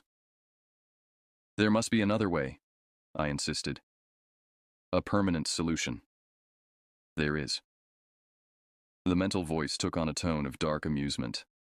"Join me beneath. Become part of what sleeps and dreams. Your essence would satisfy for centuries, not decades. No more offerings, no more hunts. Self-sacrifice instead of sacrificing others," I murmured. "Your uncle made the same choice in the end. His last offering. Himself." The revelation struck me like a physical blow. My great-uncle hadn't been killed by the guardian. He had willingly given himself to the sleeper, attempting to break the cycle of death permanently through his own sacrifice. But it hadn't been enough. Or perhaps, without the proper ritual, his sacrifice had merely postponed the inevitable. I stood at the crossroads of an impossible choice. Continue a tradition of periodic sacrifice, end my own life in hopes of a more lasting solution, or do nothing and let an ancient horror loose upon the world. As I deliberated, the clearing darkened. Looking up, I saw the guardian standing at the edge of the trees, its massive form silhouetted against the night sky. It made no move to approach, but its presence radiated expectation. The mask at my feet seemed to pulse with its own heartbeat, calling to be restored to its rightful place. And beneath the lake, something waited for my decision. Dawn approached, tinging the eastern sky with faint gray light. I had spent the night in the clearing, alternating between frantic research through my great-uncle's papers and tense observation of the guardian, which maintained its vigil at the perimeter. The lake had gradually calmed as night progressed, suggesting the sleeper had retreated to deeper waters. But this was temporary respite, not resolution. I needed to decide, and soon. My great-uncle's journals revealed more details about the nature of the covenant. The Mishinimaki had not simply appeased the creature beneath Wanagiska. They had utilized its power, drawing on it for protection against enemies and harsh winters. The arrangement had been symbiotic rather than purely sacrificial. Over generations, this knowledge had been lost or deliberately obscured. My ancestors had maintained only the bare minimum of the tradition, the offerings, the maintenance of the stone markers, without understanding the full complexity of the relationship. Another discovery proved crucial. The mask itself was not merely a symbol, but a conduit, carved from wood that had absorbed the shaman's blood during the original binding ritual. It served as both lock and key to the sleeper's prison and power. As the first true light of dawn filtered through the trees, I reached a decision. Not a perfect solution, but one that might break the cycle without unleashing catastrophe. I picked up the mask, feeling its unnatural weight and the subtle vibration of power contained within its wooden form. Standing before the stone shrine, I addressed both the unseen presence beneath the lake and the guardian that now watched with unblinking intensity. "I accept the covenant," I said clearly, "but I propose new terms." The guardian shifted, head tilting in what might have been curiosity. From the lake came a faint ripple, acknowledgement of my words. No more human sacrifices. No more deaths. I placed the mask on the pedestal but didn't remove my hands from it. Instead, I offer a permanent binding. My bloodline, tied to this place. Not just as caretakers, but as true guardians. The mental voice returned, probing my thoughts with cold precision. What sustenance would you provide in place of life essence? Regular offerings of more humane nature, and something more valuable. Purpose. Understanding. I'll study the old ways, restore the knowledge that's been lost. Make this relationship beneficial to both sides, as it once was. Silence stretched, pregnant with deliberation. The guardian remained motionless, but I sensed its attention was divided between me and something I couldn't perceive. Communication with its master below. The hunger cannot be denied entirely. Then let it feed on willing sacrifices, blood freely given, not lives taken. The Mishinimaki shamans used their own blood to seal the original covenant. Another long pause. The sunrise painted the clearing in golden light, illuminating details that darkness had hidden. Intricate carvings on the stone shrine, patterns worn into the ground from centuries of ritual movement around the circle. It is acceptable, if imperfect. The binding will hold, sustained by willing sacrifice and renewed purpose. But know this, guardian by choice. Should you fail in your duty, should your blood cease to renew the covenant, what sleeps will wake, and what wakes will remember this mercy denied. I understand. I pressed my palm against the mask's wooden surface, feeling a sharp sting as hidden splinters pierced my skin. Blood welled, soaking into the ancient wood, which seemed to absorb it eagerly. I accept the responsibility. A sensation like an electrical current passed through my body, not painful but overwhelming, as if every cell was being examined and catalogued. Knowledge flowed into my mind, fragments of ritual, glimpses of the sleeper's true nature, the history of the Mishinimaki and their centuries of guardianship. When it ended, I stumbled backward, gasping. The mask on the pedestal glowed briefly with inner light, then returned to its weathered appearance, though subtle changes had occurred. The features slightly altered to incorporate something of my own face. The guardian stepped into the clearing for the first time, approaching with fluid grace that belied its massive bulk. In daylight, I could see it clearly, the shaggy brown-gray fur, the massive hands with surprisingly dexterous fingers, the face that blended human and animal features in unsettling proportion. Its eyes, no longer glowing red but a deep amber, studied me with intelligence far beyond that of any natural creature. It stopped before me, towering at its full height, at least 9 feet tall. Then, in a gesture that seemed both benediction and warning, it placed one enormous hand briefly on my shoulder. The weight was staggering, forcing me to brace myself, but also oddly comforting, an acknowledgement of shared purpose. Then it turned and moved back toward the forest with that same unnatural grace, pausing at the edge to look back once before disappearing among the trees. I returned to the cabin, which showed evidence of the night's upheaval. Foundation cracks, buckled floors, broken windows, but remained structurally sound. Inside, I gathered my great-uncle's journals and the family documents, now mine to study and expand upon. The responsibility I'd inherited was far greater than a piece of property. It was the continuation of an ancient pact that predated European settlement of this continent. Over the following weeks, I repaired the cabin and established my new life as guardian of Lake Wanagiska.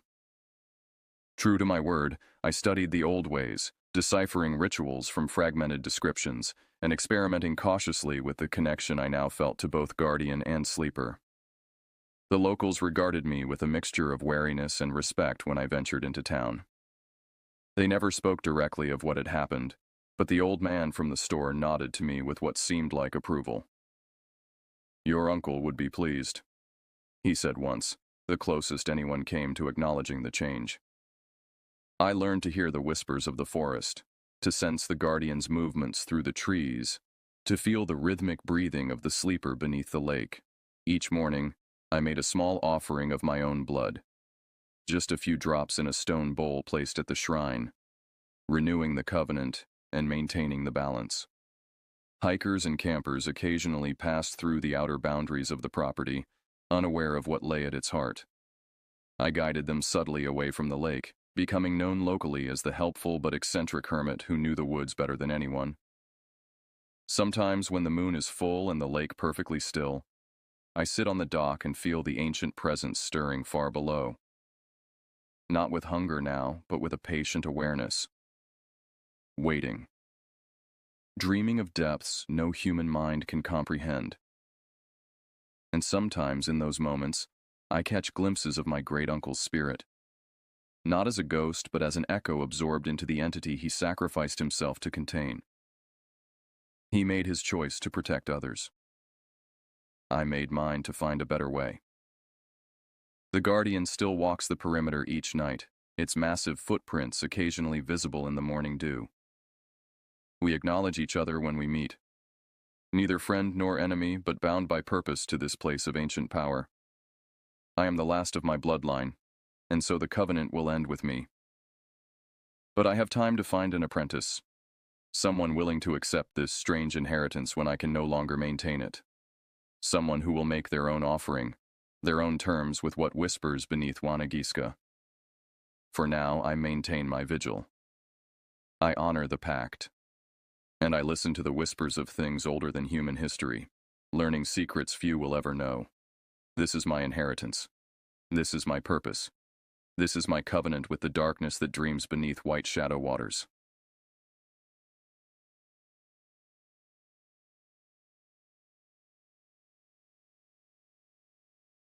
It was early September of 2013 when the idea first surfaced during one of our rare phone calls. A camping trip, just like old times. I hadn't seen Jason or Cole in nearly 18 months by then. Life had scattered us after college like leaves in autumn wind. I was buried under 60-hour work weeks at a marketing firm in Vermont. Jason had taken a job with a shipping company in New Hampshire. Cole bounced between construction sites and temporary apartments, never quite settling anywhere. "Remember Whispering Ridge?" Jason asked during our call, his voice crackling with poor reception. The name alone made my stomach tighten. I remembered it too well. We'd camped there once during our sophomore year of college. It wasn't an official campsite, just an unmarked clearing about 3 hours deep into the state forest. No designated trail led there, no rangers patrolled it. You had to climb over a steep natural ledge to reach it, hence our nickname for the place. We'd discovered it by accident during a hike 5 years earlier. The spot had everything: a flat clearing perfect for tents, a small stream nearby, and someone had already arranged rocks into a fire ring. Most importantly, it offered complete isolation. No cell service, no other hikers, nothing but wilderness stretching for miles. "What about it?" I asked, although I already knew where this conversation was heading. "We should go back," Cole interjected. "One last trip before winter hits." I hesitated. Something about that place had always felt wrong to me, even during our first visit when nothing unusual happened. But nostalgia is a powerful drug, and the thought of escaping my cubicle for a weekend tempted me beyond reason. "Just 3 days," Jason pressed. "Friday through Sunday, like the old days." Against my better judgment, I agreed. We settled on the 3rd weekend of September. I requested time off work, Jason arranged for coverage at his job, and Cole never needed permission from anyone. We coordinated supplies through a group text: sleeping bags, food, water purification tablets, first aid kit, headlamps, boots. I volunteered to bring the tent, a 4-person weatherproof model I'd purchased for a trip that never materialized. Jason would handle food, mostly dehydrated meals and energy bars. Cole promised firewood and alcohol. As the day approached, I found myself checking the weather obsessively. The forecast showed clear skies, but I packed extra tarps anyway. Something about returning to Whispering Ridge made me anxious in ways I couldn't articulate. I told myself it was just pre-trip jitters. The night before our departure, I dreamt of trees with eyes. Not eyes embedded in bark, but watching from between branches. I woke at 3:17 a.m., drenched in sweat despite the autumn chill. My apartment felt too empty, too quiet. I lay awake until dawn, listening to the occasional car passing on the street below, wondering if I should cancel. I didn't. Some decisions we make knowing they're mistakes, yet we make them anyway. We met at a diner just outside the forest entrance, arriving in separate vehicles. Jason looked thinner than I remembered, his once athletic frame now wiry and tense. Cole hadn't changed much, still broad-shouldered and sporting that perpetual 5 o'clock shadow. We ate quickly, reviewing our route over coffee and maps. The turnoff is unmarked, Jason explained, tracing a finger along a faded hiking trail. We'll park at the main lot, then hike about 40 minutes to this creek. From there, we head east through this section of pines until we hit the ridge. Cole nodded, mouth full of pancakes. And we're sure we can still find it? I've been back once, Jason admitted, surprising both of us. About 2 years ago. It's still there. I wanted to ask why he'd gone back alone, but something in his expression stopped me. We drove to the trailhead in convoy, my car following Jason's old Honda, Cole riding shotgun with him. The parking lot was nearly empty, just a ranger's truck and a couple with hiking poles preparing for a day trip. We shouldered our packs, checked our supplies one last time, and headed into the forest. The main trail was well maintained for the first mile, but as we veered east onto the unmarked path Jason remembered, the terrain grew challenging. Fallen trees blocked our way multiple times. The forest floor was spongy with decades of decomposing leaves. Overhead branches formed a canopy so dense that by mid-afternoon it seemed like dusk was already settling. "It's colder than I expected," Cole said, zipping his jacket higher. He was right. Despite the forecast promising mid-60s, the temperature in the forest couldn't have been above 50. Our breath formed clouds in front of our faces. The air smelled sharp with pine and something else. Something metallic, like the scent of pennies in your palm. "We should be close," Jason murmured, pausing to consult his compass. "The ridge should be just ahead." We pushed through a thick stand of pines, branches scraping our arms and faces, and suddenly there it was, the ledge. A natural stone formation that rose about 15 feet, creating a wall we'd need to climb to reach our destination. "Just like I remembered," Cole grinned, but his smile didn't reach his eyes. We climbed single file, finding the same handholds and footholds we'd used years before. At the top, we helped each other over the final lip of rock, then stood for a moment, catching our breath and looking down at the clearing below. Whispering. Ridge hadn't changed. The fire pit remained, stones blackened from countless flames. The clearing was perhaps 30 feet in diameter, surrounded by dense forest on all sides except for the ledge we'd just climbed. The stream trickled nearby, barely audible over the constant hushing of wind through pines. "Home sweet home," Jason said, dropping his pack. We made camp efficiently, working with the practiced coordination of people who'd done this together before. The tent went up near the center of the clearing. We gathered additional stones to reinforce the fire ring. Cole arranged his pre-cut logs in a neat stack nearby. I unpacked the small camp stove and cooking gear. By the time darkness fell, we had a fire crackling, 3 camping chairs arranged around it, and our sleeping bags ready inside the tent. I heated water for our dehydrated meals, while Jason produced a bottle of whiskey from his pack. "Two old friends," he toasted, passing the bottle. The whiskey burned going down, but it pushed back against the unusual cold. We ate our reconstituted pasta, reminisced about college days, and avoided talking about our current lives. The fire cast long shadows that danced at the edges of the clearing. Occasionally, one of us would glance into the darkness beyond our campsite, then quickly return to the conversation.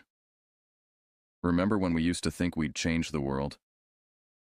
Cole laughed, but there was something bitter in his voice. Jason nodded.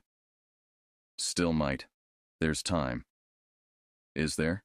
I asked, not sure why the question surfaced. The conversation lulled. The fire popped and hissed. Somewhere deep in the forest, a branch snapped. "Did you guys hear that?" Cole asked. We all pretended we hadn't. I woke before dawn, disoriented. The interior of the tent was pitch black and freezing cold. My watch read 5:22 a.m. Beside me, Jason slept facing away, his breathing deep and regular. Cole's sleeping bag was empty. Needing to relieve myself, I unzipped the tent as quietly as possible and stepped outside. The fire had died completely. Not even embers remained. A thick mist hung just above the ground, transforming the clearing into something from another time. The air smelled wrong. Not the expected forest scents of pine and earth, but something stagnant, like standing water in an abandoned basement. I found Cole sitting on a fallen log at the edge of the clearing, staring into the forest. "Couldn't sleep?" I asked, approaching slowly. He didn't turn. "Something's watching us." I followed his gaze but saw nothing except trees and mist. Probably just deer or something. Not deer. His voice was flat. I heard it moving around the tent all night, circling, breathing. A shiver ran across my shoulders that had nothing to do with the cold. "You want some coffee? I can get the stove going." Cole finally looked at me, and I was struck by how exhausted he appeared. Eyes sunken, skin ashen. "Did you notice the stream?" "What about it?" "It's running backward." I laughed nervously. "That's not possible." Cole stood up. "See for yourself." I followed him to the stream, more to humor him than anything else. The water looked darker than it should, almost black in the weak pre-dawn light. I crouched down, watching leaves and twigs drift by.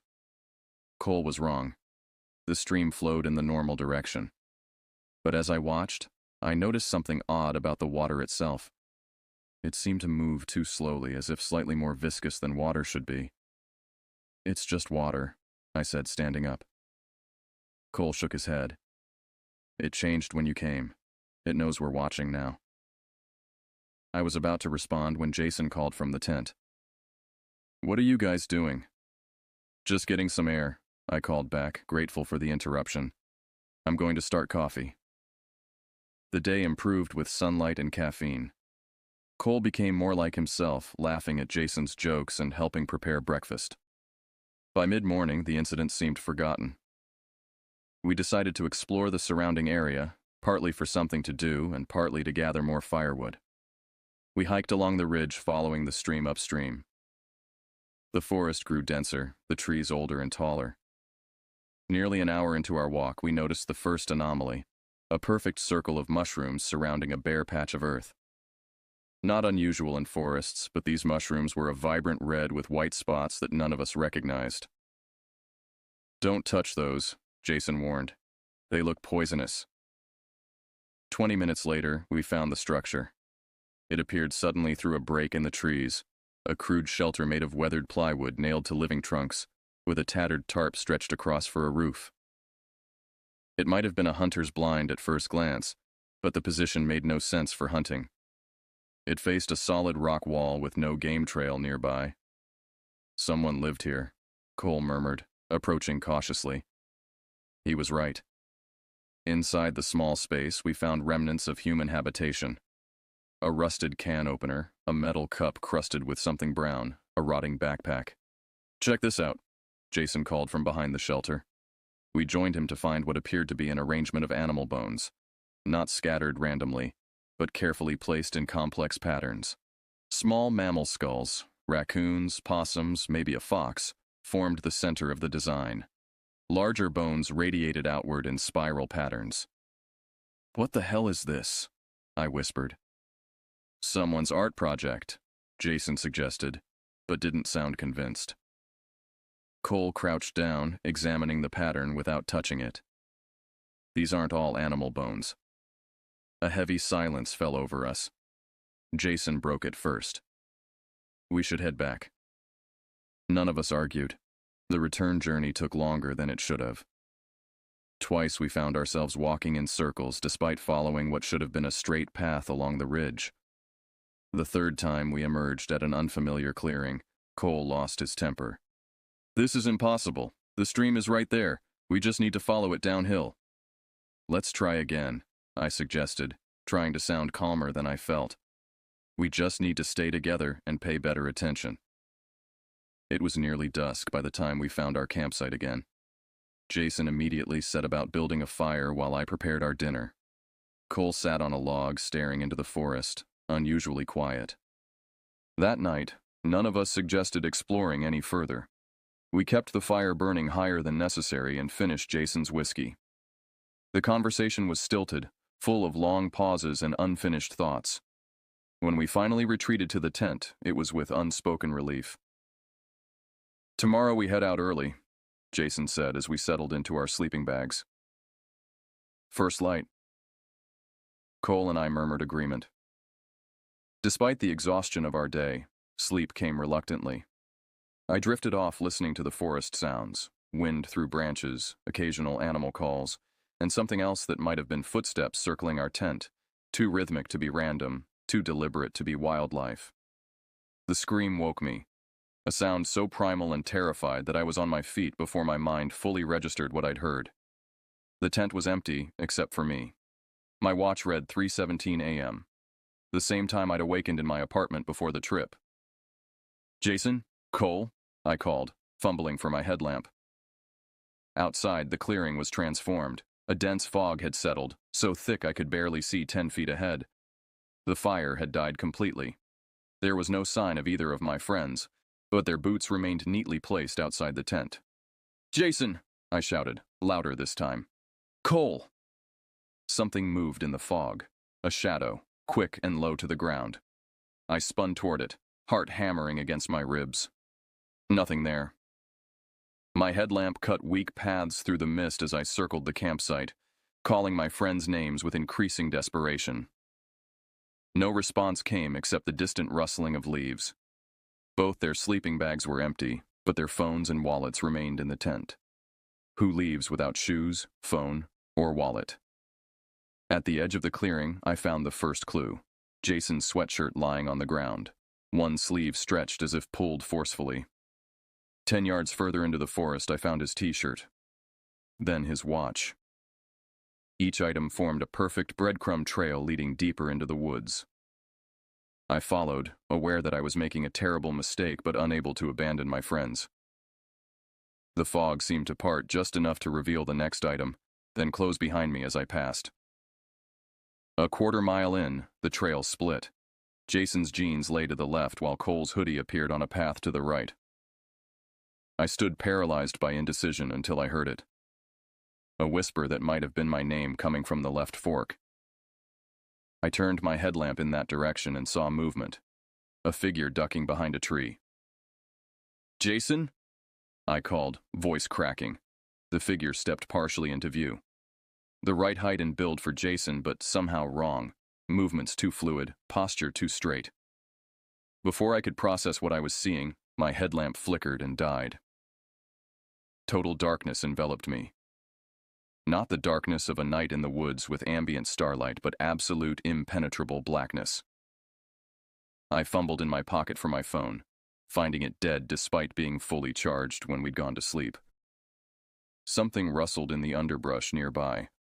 Not one set of footsteps, but many, moving in perfect synchronization. They circled me slowly, maintaining distance but clearly aware of my position. I remained frozen, afraid that movement would trigger whatever was out there. A sound reached my ears, breathing, heavy and wet, like someone with fluid in their lungs.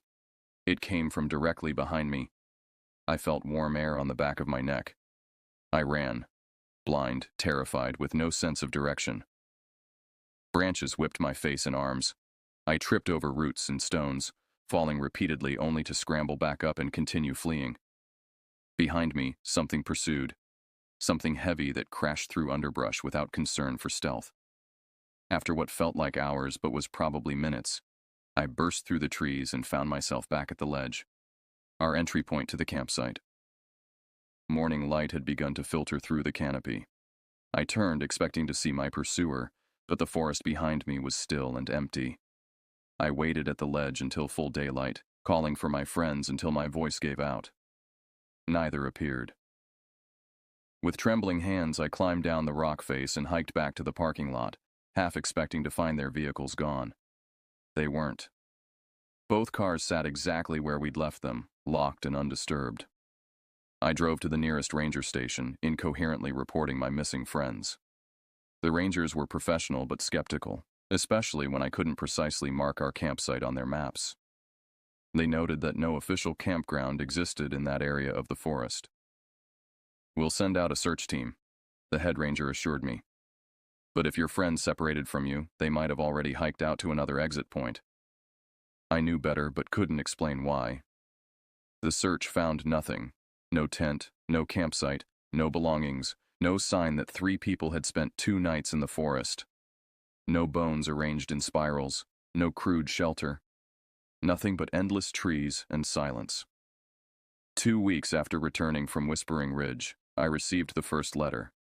No return address, postmarked from a small town in Pennsylvania I'd never heard of. Inside was a single Polaroid photograph showing our campsite from an angle that suggested it had been taken from the surrounding trees. Jason, Cole, and I sat around the fire. Our faces turned slightly away from the camera as if we'd heard something in the forest. I didn't remember anyone taking pictures during our trip. None of us had brought a Polaroid camera. I studied the image for hours, noticing details that made my skin crawl. In the background, barely visible between 2 distant trees, stood a figure. Too tall, too thin, its proportions subtly wrong, and our expressions in the photo weren't casual or relaxed. We looked terrified, frozen in the moment before flight. The second letter arrived a month later, this time from Oregon. Another Polaroid. The 3 of us asleep in the tent, photographed through the mesh window. The tent flap was open wider than we'd left it that night. Someone, something, had stood over us while we slept. I called the detective assigned to the missing persons case repeatedly, but interest had waned when no evidence surfaced. "People go missing in national forests all the time," he explained with rehearsed patience. "Usually they've chosen to disappear." I knew Jason wouldn't abandon his elderly mother who depended on his support. Cole wouldn't leave behind the construction job he'd finally secured after months of searching. But without evidence, the case stalled. The final letter arrived exactly 3 months after our trip. Postmarked from my own city, which terrified me more than its contents, a third Polaroid showing the crude shelter we'd discovered, but transformed. The plywood walls now displayed hundreds of photographs pinned to the surface. Even in the grainy image, I recognized myself in many of them. Entering my apartment building, sitting at my desk by the window, sleeping in my bed. I'd been watched for months, maybe longer. That night, I heard it for the first time. The same wet, labored breathing I'd heard in the forest, now outside my bedroom window on the 4th floor of my apartment building. When I gathered the courage to look outside, I saw nothing but empty streets and streetlights casting yellow pools on wet pavement. But something had left muddy footprints on the fire escape. Prints too large to be human, with toes too long and articulated like fingers. I didn't sleep that night, or many nights after. I installed additional locks, security cameras, motion detector lights. None of it helped the growing certainty that whatever had taken my friends had followed me home. 5 months after our camping trip, Cole's sister called me. Her voice trembled with a mixture of hope and dread. "I got a text from Cole's phone," she said. "First one since he disappeared." My grip tightened on my own phone. "What did it say?" "Just coordinates.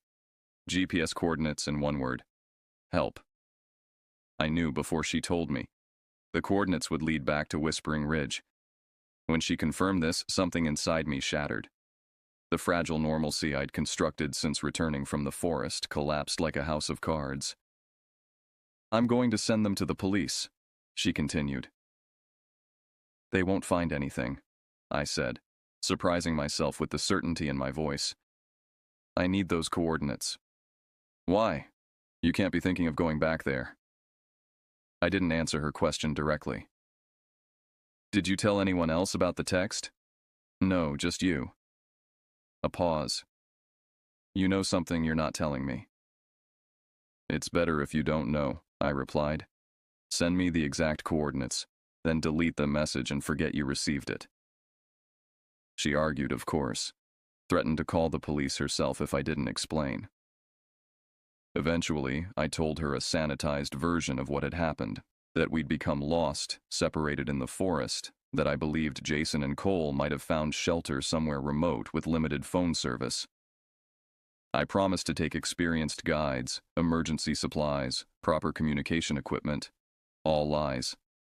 The coordinates arrived in my email an hour later, along with a message. Find my brother.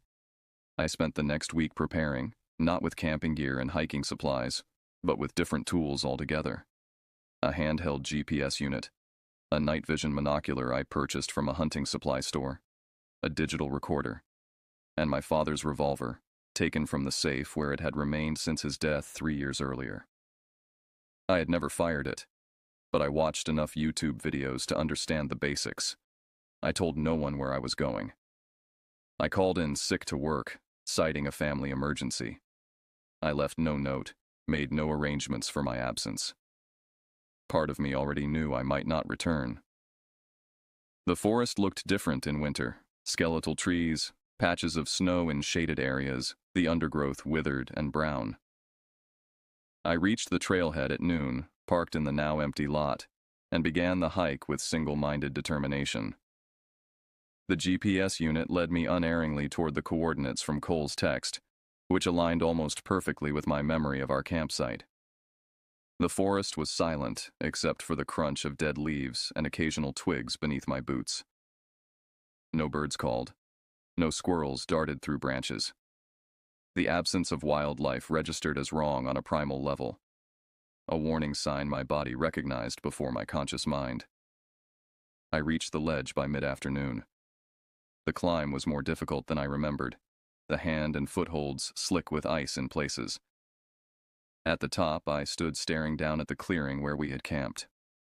It remained recognizable but transformed. The fire ring was gone, replaced by a perfect circle of bare earth surrounded by evenly spaced stones. Our tent was still there, collapsed and partially rotted. Its once bright fabric faded to a sickly gray. Most disturbing were the markings carved into surrounding trees. Not random vandalism, but precise geometric patterns. Circles containing smaller circles. Triangles with extra angles. Eyes that weren't quite eyes. I checked the GPS coordinates again. This was exactly where Cole's text had originated.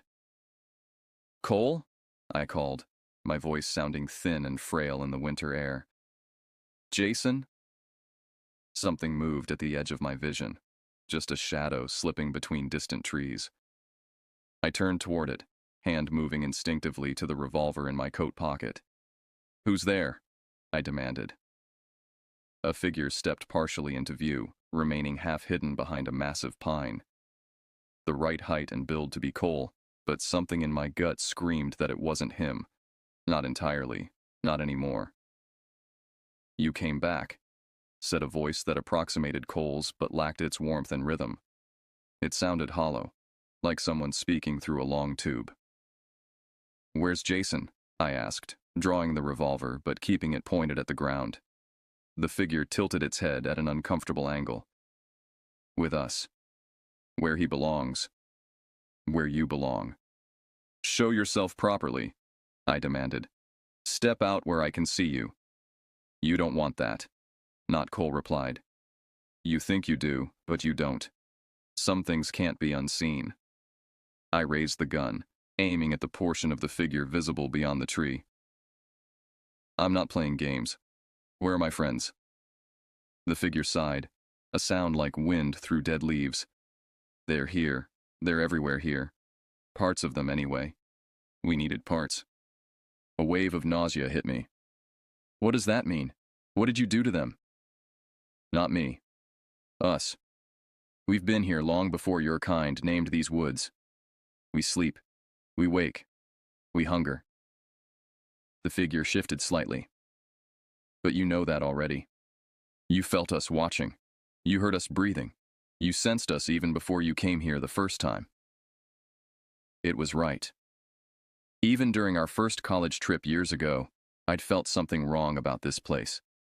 A presence that pressed against my consciousness like hands on a window pane, trying to find a way in. "What are you?" I whispered. "Hungry," it replied simply. "And you brought something we need." I tightened my grip on the revolver. "I didn't bring anything." "Not in your pockets, not in your pack, in your head. Memories, connections, the map of everyone you've ever known or loved, the location of every soul that would come looking if you vanished." Not Cole stepped fully into view, and I felt my sanity slip a notch. It wore Cole's face like an ill-fitting mask. The proportions were wrong. Eyes too wide and flat, mouth stretched too broadly across features that seemed to shift subtly even as I watched. The body beneath his familiar flannel shirt was wrong too angular, joints bending in directions human anatomy wouldn't allow. "You're not Cole." I stated the obvious, trying to ground myself. "Parts of me are," it replied. "The parts we needed. The rest is something older." I raised the gun higher. "Stay back." It smiled, revealing teeth that hadn't been visible before.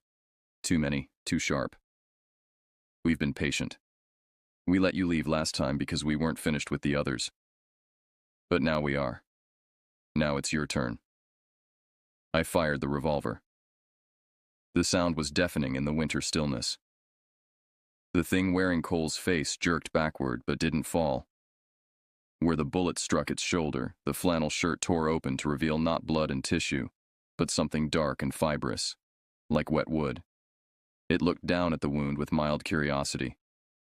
"That won't work here. Nothing from your world works here the way you think it should." From the surrounding forest came sounds of movement, branches snapping, undergrowth rustling, not from one direction, but from all around, closing in. I fired again, this time aiming for what passed as its head. The bullet struck true, and for a moment, the thing's form destabilized. Flickering like a bad television signal, Cole's features dissolving into something I couldn't comprehend. Then it reformed, the wound already sealing itself. "You should run now," it suggested almost kindly. "We enjoy the chase. Your friends did too for a while."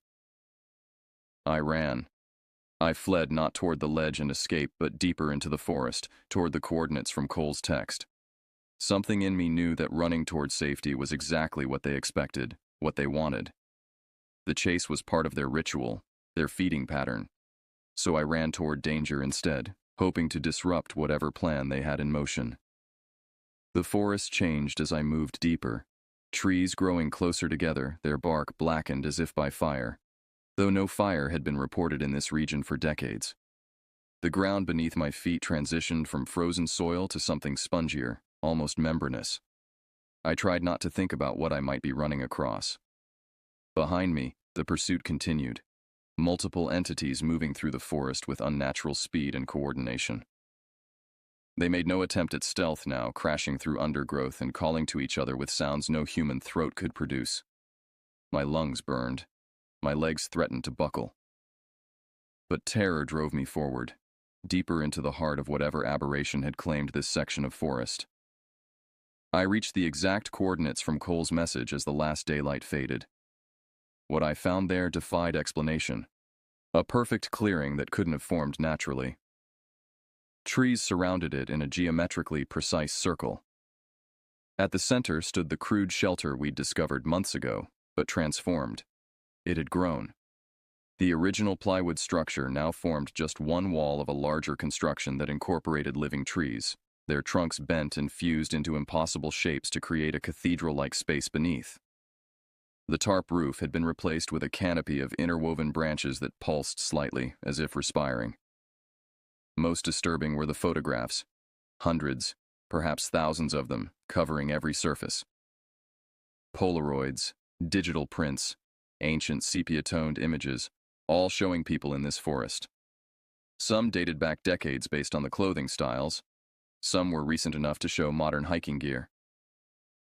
In many, the subjects looked directly at the camera, expressions ranging from confusion to terror. And moving among these images were shapes, not quite human, not quite animal, that seemed to shift and blur when viewed directly. They tended the photographs like gardeners caring for plants, occasionally removing one from the wall and carrying it deeper into the structure. I crouched behind a fallen log, watching this incomprehensible scene unfold. My pursuers had fallen silent, but I knew they were still coming. This place, this structure, was clearly their destination, their home.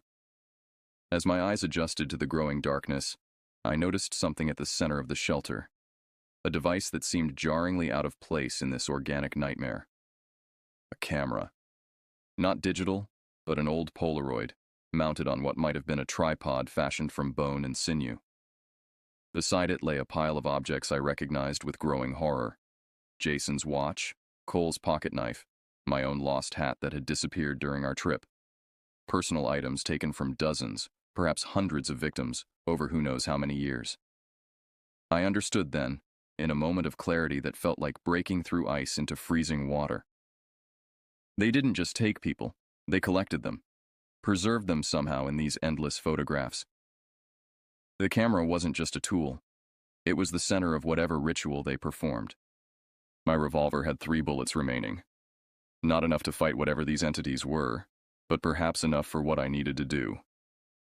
I waited until the shambling figures moved to the far side of the clearing, then sprinted toward the center of the shelter.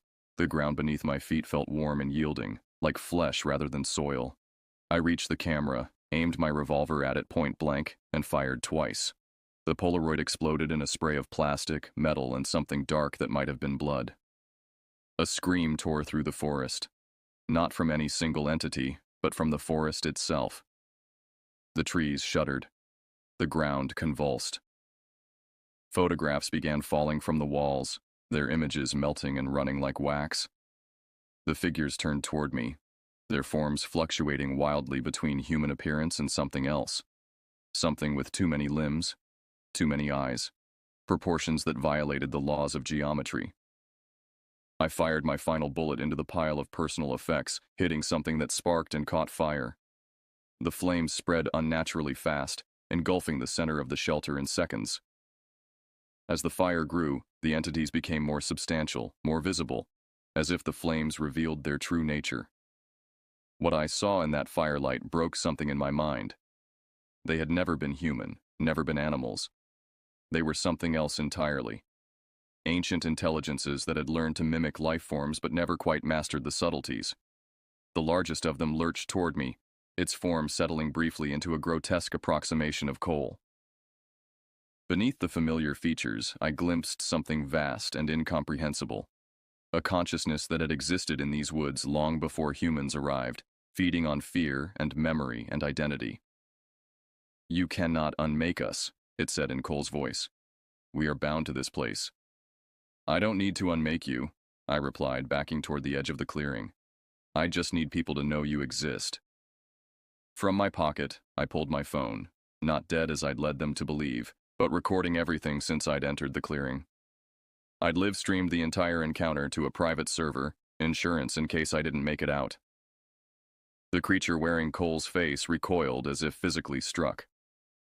"Others have tried to expose us. Their evidence never survives." "Technology changes," I said. "You don't." With that, I turned and ran for the ledge, for escape, for whatever normal life might remain possible after what I'd witnessed. Behind me, the fire continued spreading, consuming the unnatural structure and the thousands of photographs it contained. I never looked back. I didn't need to. I could feel them pursuing. Their rage, their hunger, their ancient confusion at being exposed to the modern world. But they didn't catch me. Perhaps they couldn't leave their territory. Perhaps the fire weakened them. Perhaps my knowledge of their existence gave me some power they couldn't overcome.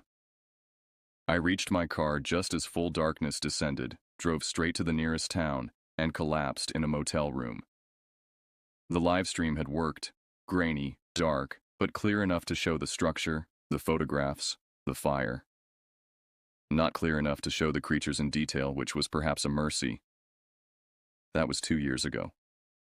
I've moved 4 times since then, changing my name, my appearance, my entire life. The footage I captured went viral briefly before being dismissed as an elaborate hoax. Experts pointed out the impossibilities in the structure I'd filmed, the way physics seemed to work differently in that clearing. Some suggested advanced CGI. Others claimed I'd used actors and practical effects. Only a few believed, mostly families of those who had disappeared in those woods over the decades. They recognized items belonging to their loved ones in my footage. They contacted me, shared stories of similar experiences, of photographs arriving from impossible locations, of being watched by something that moved just at the edge of vision. The official investigation found nothing. Rangers and police searched the area I identified, but discovered no shelter, no scorched clearing, no evidence of the massive fire I'd described. The forest appeared untouched, primeval. They labeled my story a hoax, possibly motivated by guilt over abandoning my friends during a camping trip gone wrong. Jason and Cole remain officially missing. Their families have given up hope for their return. Sometimes I dream of them. Not as they were, but as they became. Parts of them incorporated into something older and hungrier than humanity was ever meant to encounter. I keep moving because sometimes I still hear that wet, labored breathing outside my window at night. Sometimes I find photographs in my mailbox, images of me sleeping, eating, working, with no postmark or return address. Sometimes my phone captures strange distortions in the background of selfies, tall, thin figures with proportions that shouldn't exist. I've stopped deleting these images. Instead, I collect them, studying them for patterns or meanings I might have missed. The entities in the forest collected photographs as a way of collecting people, their memories, their connections, perhaps even their souls. I don't know if my live stream weakened them or merely angered them.